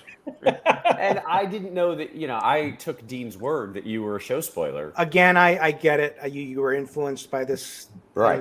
It was Dean's shenanigans that really threw the whole relationship. That's why I decided to take the high road and say, and just tell you that I was hurt. It's actually factually correct, but we don't have time to get into it, but I was not being incorrect in what I was saying. But, semantics, we could talk about it another time, I suppose. But how are things for you, Roth? Everything good? But weather seems pretty good for us tonight, right? Yeah, it's pretty quiet. There's a low chance of a delay in Pittsburgh, but it's nice, quiet weather. So I am pleased. I'm good. Yeah. Do we have a Red Sox lineup yet? Cards. Do we have? What's Boston doing? They're waiting for Kike Hernandez. Is that the story? Yes. Boston's still trying to make some trades at the deadline. Is probably what they're doing. Hey, all I know is Boston made a statement this weekend against the Yankees, showing who really upgraded their roster and as the contenders now with Eric Hosmer, Tommy Pham. I mean, come on. What was that statement? If you can summarize that in a sentence or two. That we're the team. We're the team to beat here. We're coming. The Yankees are showing their true colors is what's happening. Tim, you got anything else? Or Kirkwood, you got anything else for the boys? Or shall we step aside and let crunch time go? I think we're good. Let's get it. All right. Appreciate y'all watching the first hour and a half. Watch the back half here, taking you guys straight up to lock. The Fanduel sponsor of Crunch Time, starring DerekCarty, Steele Card, Chief Meteorologist Kevin Roth. It starts right now. Okay. Hey, that is it indeed. This is the moment you've been waiting for. It's crunch time. It's sponsored by FanDuel, as Dino mentioned. And FanDuel's always got a lot of great things going on. You should be a part of it right now. The FanDuel Single Entry Series, ongoing, back and better than ever. $50K in bonus cash up for grabs. Top finisher in each series gets an all-expenses paid trip to the Single Entry Series Championship in Chicago, September 9th. Shot at the $10,000 grand prize. So basically, if you're not filling that up first thing every day, you are doing it wrong. And if you're not listening to these two gentlemen, you're also doing it wrong. Joining us today, one Mr. DerekCarty. He is the Chief Executive Officer of the Bat and the BatX Enterprises. What is up, Carty?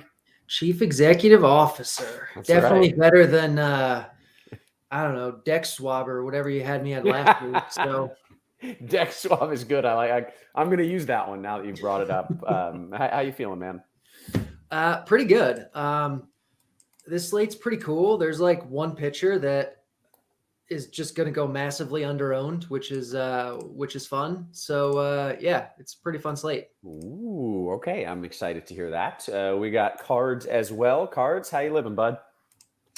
Oh, we're doing fine. It's a beautiful Tuesday. I don't share the same excitement on the slate. I think it's just kind of the most whatever slate that we've had in a while. It's just there's a lot of things existing, and I don't know. It's a weird one to break down for a big slate. So hopefully Carty can share some of the enthusiasm on the slate and get me a little more excited about it. I mean, on the offensive side, you're right. Like, there's not really a whole lot kind of standing out, separating, but I don't know. I think it's a fun slate. Yeah, we'll see where the next half hour leads us. So should be a fun one tonight. Yeah. Okay, well, I think we just get right to it. Carty, let's talk about what we're doing at pitcher here and give me your secret sauce. What's the play here? So, I mean, also, I'm never going to say, Carty, give me your secret sauce again. Just to be clear, I'll never say that again. Anyways, on what the do you earlier do? show, I think Dean said that someone gave him the business. So, I mean, on the scale of like worst things that have been said in the last 5 minutes, you're in second. So you're good. Hosts are struggling, but okay. So what's the game plan here? Yeah. So Robbie Ray is the top pitcher on the slate. He's good. He's facing the Angels, who are the opposite of good. And they're fairly strikeout heavy. This particular iteration of the lineup is not like massively strikeout heavy, but it's still a really bad lineup. And Ray is really good. So play Robbie Ray in cash on both sites. He's reasonably priced. On DraftKings, you have to decide who you're pairing him with. And I don't think there's like a right answer tonight. There's probably like four 4 or 5 guys that you could realistically think about playing with him. They all kind of are going to be owned to some degree, except for one of them who I think is awesome in GPPs. And that's Charlie Morton. Charlie Morton projects in the bat for about 3% ownership, and he projects as the 3rd best pitcher on the slate. He's facing the Mets, so of course no one's going to want to roll out a pitcher against the Mets when you have Robbie Ray on the slate, where we have Nestor Cortez in a really good spot on the slate, who's definitely viable in cash to pair with Ray. We have Sonny Gray against Kansas City. We have Zach Plesac for cheap against the Tigers. We have Quintana against the Rockies outside of Coors. We have Verlander on the slate. We have Woodruff and Cease and Manoah, and we have a lot of pitching on this slate. And Morton is going completely overlooked, even though he projects really well. Yeah, it's the Mets, and that's scary, but it is a very watered-down version of the Mets lineup tonight. We have Devin Marrero and Michael Perez as the last 2 in the lineup. We have some guys missing. This is it's a spot where the bat really likes it, especially relative to relative to what people are going to do with it. So Morton's the best GPP play on the slate. In cash, you can even think about playing Morton. Probably unnecessary. You probably just play Cortez or Gray or Plesac or Quintana or whatever. But yeah, that's kind of the way I would think about this. I think Gray's probably going to be a little underowned in GPPs. I think all those guys I mentioned are kind of going to be. Quintana's going to be a little underowned. Nick Pivetta is going to be a little underowned, just by nature of there being a lot of options on this slate.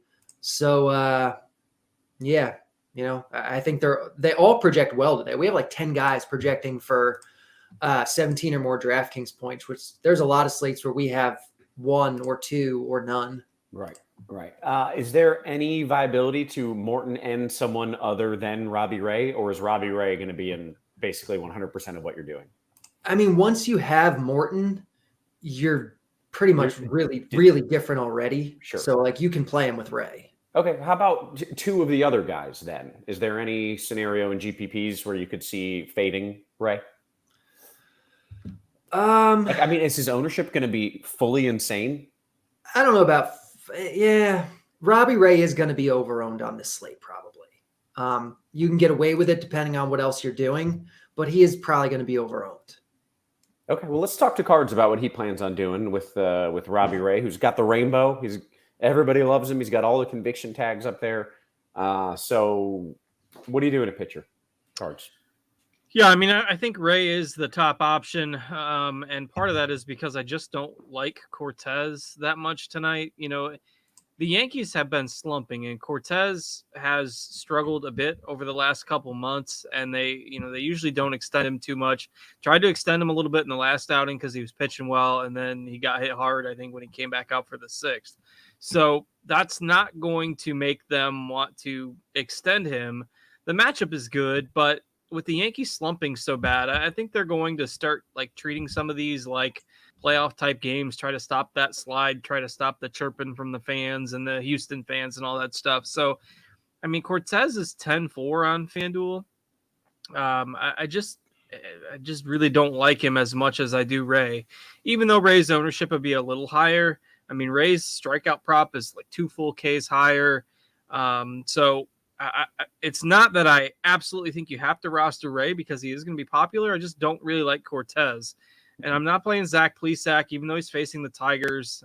He did well against them last week. Everybody does well against the Tigers, but there's just little strikeout upside there. He's going to carry some ownership. Verlander has gotten lucky for the most part. Tough matchup for Dylan Cease against Houston on the other side of that game. So it's just tough to like a lot of these top end options outside of Ray tonight. So for better or worse, I would probably lock button Ray more so than trying to pivot away from him to some of the other top end options. If you're looking for a top end guy, if you're looking to save money, or even on FanDuel, if you're just looking to go beneath that top tier bases, I do agree with Carty's assessment on Morton. I think he's really interesting in tournaments. With the kind of the Mets opponent scaring everybody away.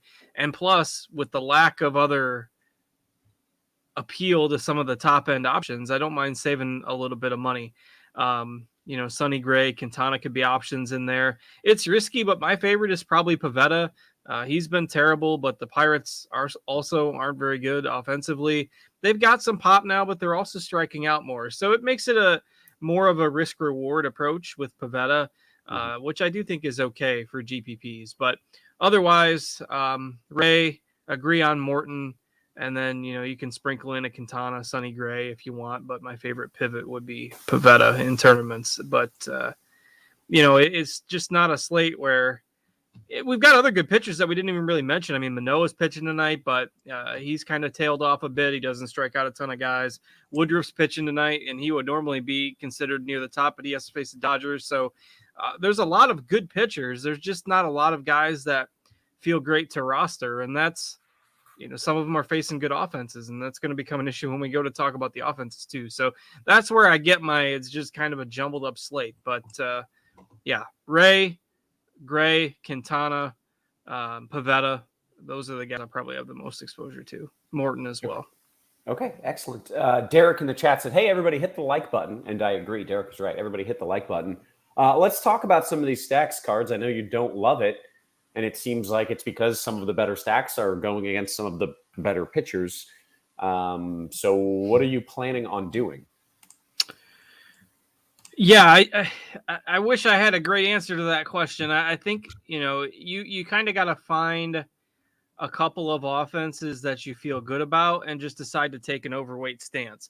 This is one night where truly there is not a chalk stack. Usually there's a chalk-ish stack or, kind of a general consensus.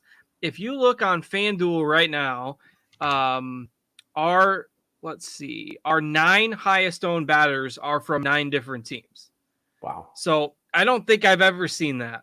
Maybe occasionally on a big slate, you'll see something like that. But we've got 1 Texas, 1 Cleveland, 1 Atlanta, a Cub, then Aaron Judge, then, Twins, Cardinals, and an Oakland guy in there. So there really is no chalk stack tonight. So don't worry about ownership. If there's an offense you feel good about, take it.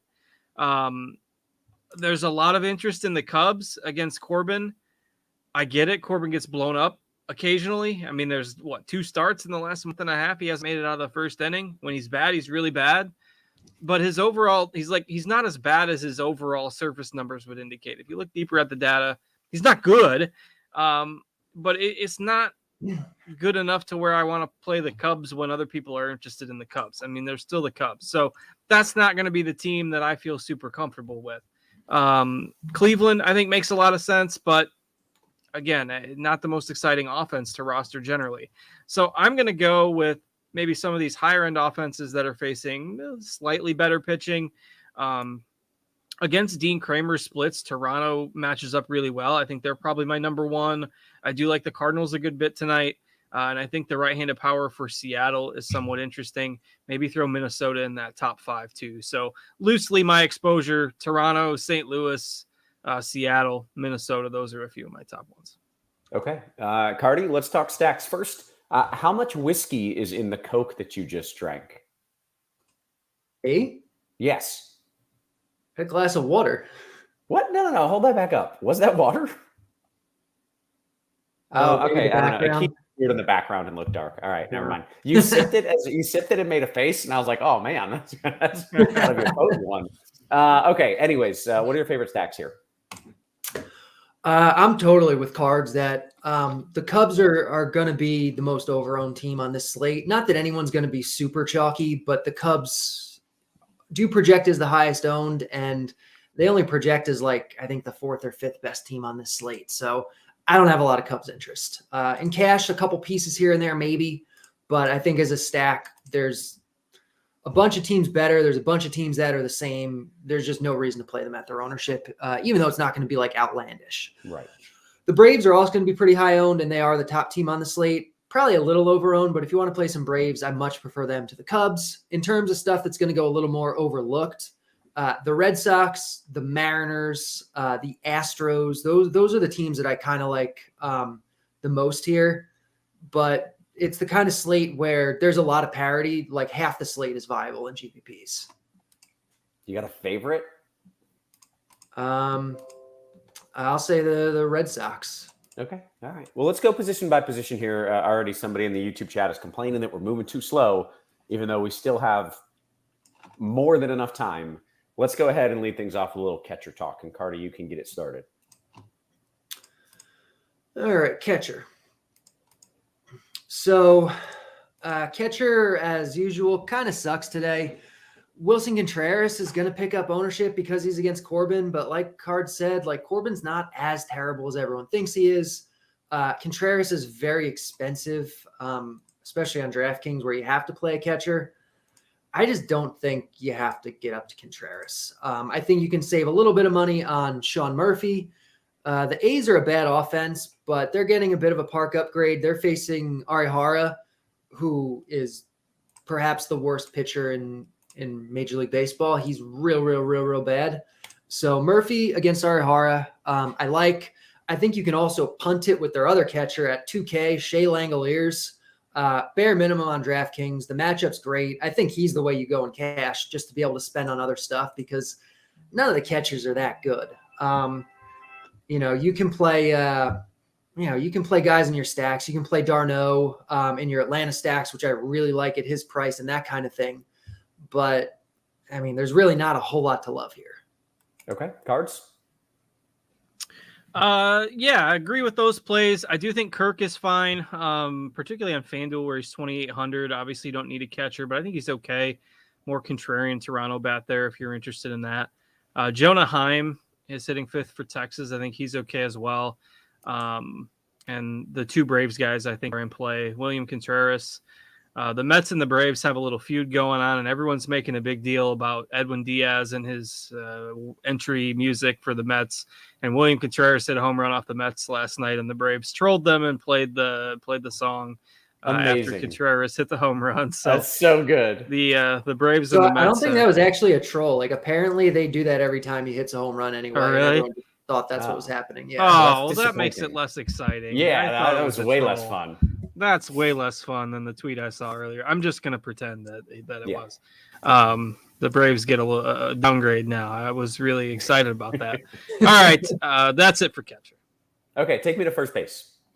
Yeah. First base. Probably a position that you can go cheaper tonight. Like Luis Arias on FanDuel. You can play at first base if you wanted to. Seth Brown is going to be one of the more popular plays. You can play him in the outfield as well. So you don't need to go cheap here. If you can get up to a Vlad Guerrero or a Goldschmidt, I think those are probably the top two spends. But you do have guys in tournaments that aren't going to carry a ton of ownership. Matt Olson at 5%, I think is interesting. Ty France, especially if you like Seattle, I think is a really strong tournament play tonight. So interesting position that I don't think you need to spend up for because there are some of the top end guys that have tough matchups. But if you are spending, it's definitely either Vlad or Goldschmidt or maybe Matt Olson if you put him in that tier. Okay, excellent. Carty? Yeah, I agree. I mean, all the top guys are good. I think there's quite a bit of appealing cheap stuff at first base tonight also. You have Vinny Pasquantino, who's always really cheap. On DraftKings, he's 2.1. FanDuel, he's 2.7. A little less appealing there, but still good. We have for Oakland, Seth Brown, who on FanDuel in particular is 2.7 against Arihara. DraftKings, he's fine also at 3.3. Those are kind of my preferred choices if you're not spending up. And if you're spending up, like you are fine. Like Guerrero, I think is good. Ohtani, I think is interesting leverage in tournaments for sure. First base outfield on DraftKings. So you can play him at first, where first is not awesome today, honestly. So yeah, that's kind of where I'm at with it. Okay. Let's go to second. Your Brave stacks. All right. Second base. Another position where the high-end options really aren't great. Marcus Semien against JP Sears, I think is fine. Gleyber Torres has a platoon advantage. I think he's fine. In the mid-tier, you have Luis Arias, who I think is good. And then you have some really appealing cheap guys. You have Christian Arroyo. I mentioned really liking Boston tonight. You have Marcano hitting leadoff for Pittsburgh against Pivetta, who's really appealing. And you have Rougned Odor in tournaments for 2. All these guys are 2K on DraftKings. So I think they're all really good punt plays, all definitely viable in cash to be able to spend up on the better stuff. On FanDuel, though, I mentioned Semien earlier. FanDuel is where, like, Semien's he's 2.4K. He's ridiculously cheap. Like, he's the only guy you're considering in cash. And then in tournaments, you have Torres, you have Javi Baez, you have kind of the same guys we talked about. Okay. Cards, second base. Totally agree. It's a go cheap position for me tonight. Semien on FanDuel is just too obvious at that salary. A couple of the other cheap options, like Tony Kemp hitting second for Oakland against a pitch to contact guy. He's got some wheels. Nick Madrigal is leading off for the Cubs. I don't love the Cubs, but another option that you could get for cheap, along with Arroyo, who I do agree I like him as well. To me, based on the most optimal use of salary, I think you have to go cheap at second tonight. All right, take me to third base. All right. So second base is the spot to save. Third base is a spot where you can definitely spend, unless I think the one option that I will consider for cheap, particularly on FanDuel tonight, is Eugenio Suarez as a tribute to Roth. Yes. It's a Suarez versus Suarez matchup tonight. How can you not like Suarez a little bit? So he's 2,900 on FanDuel. So if you're looking to save, I think it's him. But I do like spending up here. Jose Ramirez and Rafael Devers are your two top options. But Nolan Arenado going overlooked. He's got ridiculous splits against lefties this year. And he's the guy that's getting almost no ownership tonight. So Arenado is my tournament pivot. Otherwise, Suarez, Devers, Ramirez. Okay. Card, third. Yes, Ramirez and Devers are kind of like the top tier to themselves. So if you can get up there, great. I think on DraftKings, it's easy enough to get up to Ramirez. Devers definitely in your Boston stacks or even as a one-off. On FanDuel, I like Suarez quite a bit also at his price. And Patty the Tooth, even though the Cubs are kind of overowned, overrated tonight, 2.9 on FanDuel for him in this spot is very good. So I like him quite a bit there. I like Donaldson quite a bit on FanDuel. And on DraftKings, if you need a real cheap guy, there's not a lot of good ones, like Cart said. But Emmanuel Rivera hitting second for Arizona tonight against Junis, 2.5 on DraftKings. He would be the cheap guy. All right. Shortstop, card. Trey Turner, even though he's against Woodruff, skip cards. is what's up? No, you're Did I good. skip cards? You're No, good. we're You're good. Okay. Trey Turner tonight, even though he's against Woodruff, is the top option. Going to be low owned. I like him in tournaments, not as a cash play necessarily at his price, but I like him. Dansby Swanson is a guy that I think you can definitely think about playing. The Braves are the top offense tonight. It's a good spot for them. Reasonable enough price on both sites. I like Swanson quite a bit. Carlos Correa on FanDuel is always a little bit too cheap, so I like Correa. O'Neal Cruz on DraftKings at 3.9, I think is a really good play. It's a good spot against Pivetta. And then we have Oakland. Elvis Andrus is really cheap. He's hitting fifth for Oakland tonight, and I really like Oakland tonight. So I like Andrus as a way to save money at short. Keep this rolling. Cards. Yeah, I don't like shortstop that much tonight. The high-end guys, you got lefty for Seager tonight.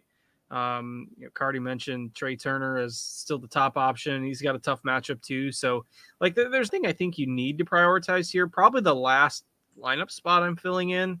Like Bo Bichette, I think is okay for tournaments.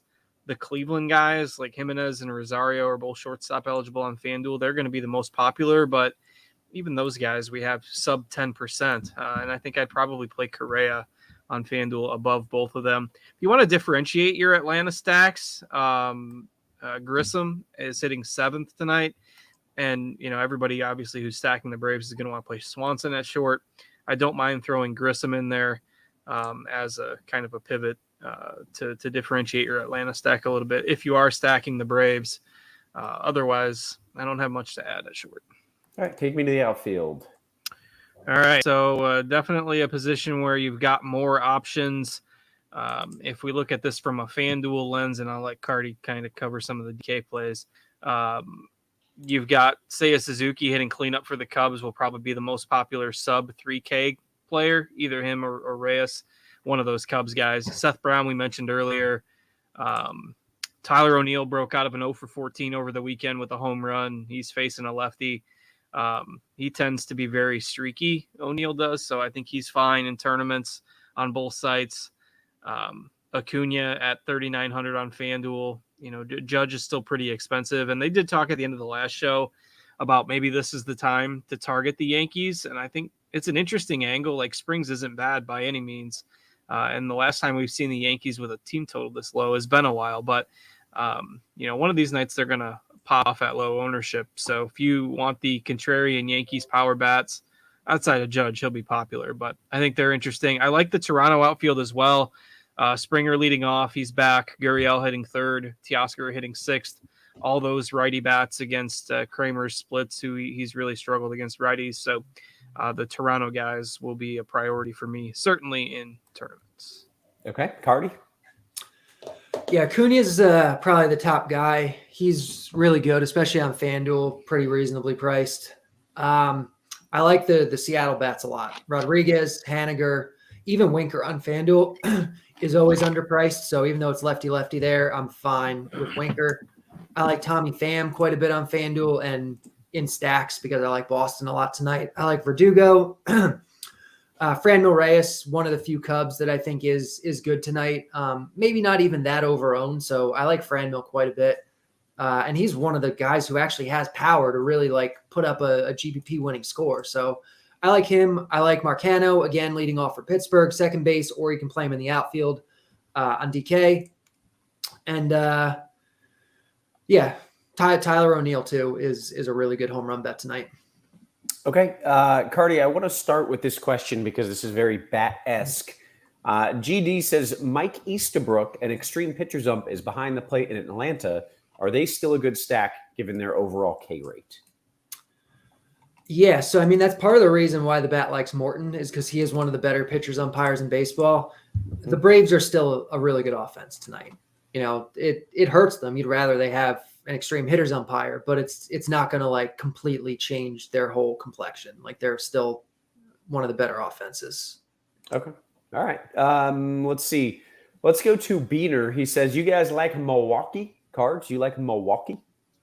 I don't. I mean, their whole lineup is basically full of 230 guys that occasionally get a hold of one for a home run. And it's just so tough to target them as an overall offense. The amount of times that they string a bunch of hits together and score a bunch of runs, it just doesn't happen that often.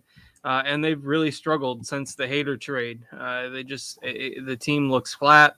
And when you're not hitting, that'll happen, I guess. But I mean, I just don't like the Brewers as a stack. You can target their one-off power bats maybe for low-owned GPP guys, but really tough to stack that offense. Okay. Cards, I'm coming right back to you because this is a Cardinals stack question, and you mentioned you like the Cardinals. DY says, FanDuel GPP, is it okay to play Goldie and Pujols together in a card stack? Is there a reason it wouldn't be? Yeah, no, I mean, you have to play one of them at utility, obviously. And there is some, Pujols, it's really interesting because he can't hit righties anymore. His numbers against righties are woeful. But he's still hitting lefties really well. His ISO is over 300 against lefties. He had 2 runs on Sunday. It's been cool to see as a Cardinal fan. So it's more of a Pujols as a play. I'm more excited about on DraftKings where that 2K salary really makes a difference. It's not necessary on FanDuel, but if it does help the rest of your lineup work, I have no problem with it. Okay, excellent. All right, Carty, this one's coming to you. The Alt Man says, do you like Arroyo or Madrigal as a one-off? He didn't say a site or a format or anything. It doesn't matter. It's probably DK, but regardless of where you're playing, what you're playing, literally anything, it's Arroyo. Madrigal is on the Cubs. The Cubs are not great tonight. And Madrigal's just a terrible GPP play on literally any slate. He has no power. Saying no power is overestimating how much power he has. He's just not a GPP guy. He's going to have to get 4 hits and score 6 runs in order to put up a big score. I love when you get just very mad at these players. I really approve of your rants. Okay. FanDuel cash question and Cards. I'm coming to you for this. It's a 3v3. Julio, Haniger, and Madrigal, or Springer, Gurriel Jr., and Franimal.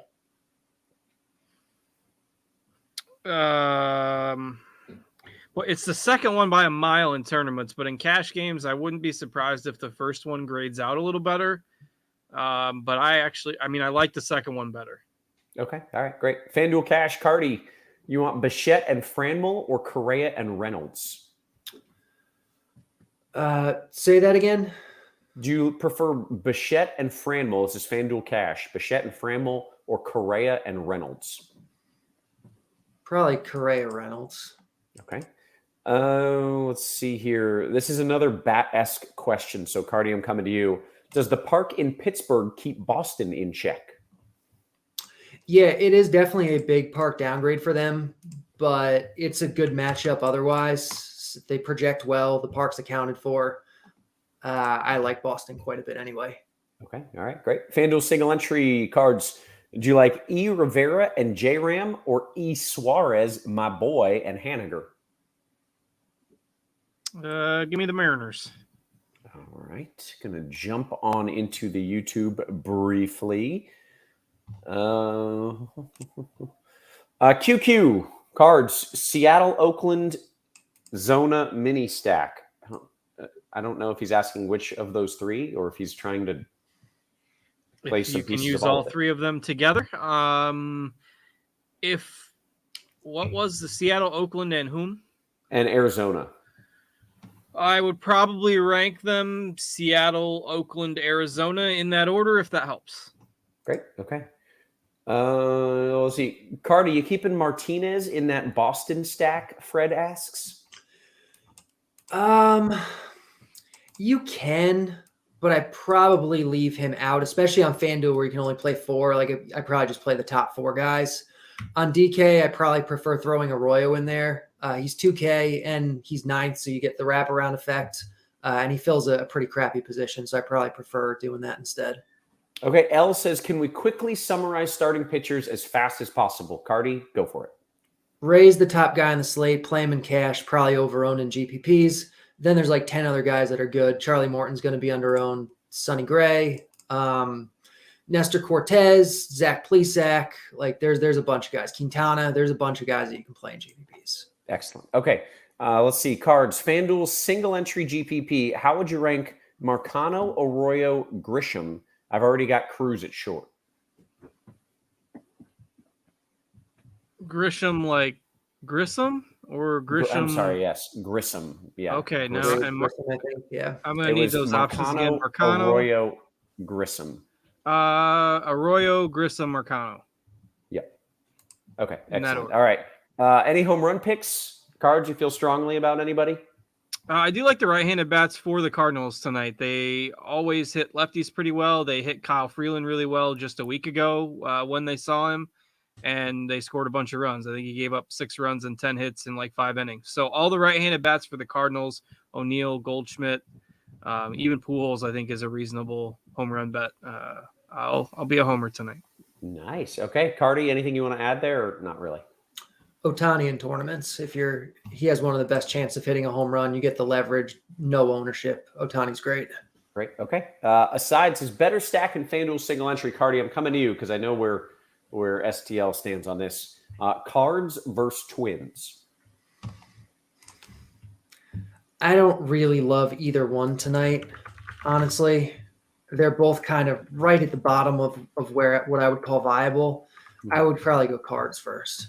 Okay, great. Bazinga DKGPP cards. You want Arenado and M. Harris or Riley Kwan? It's an Atlanta stack. Like Kwan's another guy. Like Carty was giving Madrigal the business a little bit ago. Kwan is another guy that I just don't love in tournaments for his limited ceiling. Profile. Yeah, so give me the non-Kwan one, the first one. Okay, FanDuel Cash, Carty, cheapest catcher first baseman that I can legitimately play in cash. We've got about a minute until lock. It's probably like Seth Brown. Okay, all right. DKGPP cards, Seattle stack. Can you fade Winker in the 3-hole against the lefty for Haggerty and feel good about it? I mean, Haggerty, you're never feeling super good about it, but the approach I think is fine. Great. Okay. FanDuel Cash, Carty, J-Rod and O'Neill or Acuna Suzuki? Probably J-Rod O'Neal. All right, jumping on the YouTube again. Let's see if we've got any more. They're just fighting with each other. Okay, SoCal says Steele or Quintana cards. I do think Steele is interesting in tournaments tonight. I didn't really Yeah, he mention him, but yeah, I kind of like him. Okay. Cleveland Picker says, Carty, 1v1 Fanduel single entry Reyes or France? Reyes or France? Yep. I'll take Reyes. Jay says, DK single entry better one-off Yaz or Gonzalez from Cleveland cards? I don't love either, frankly, but I take Yaz. All right. Coming up on the lock. We caught up on all of those questions. Let's see if For we what got it's worth, anything. I am cutting a parent-teacher conference close on time tonight, so I do have to dart here at lock. Okay, that is fair. When we hit the lock, we will get out, see if there's any more questions I can find.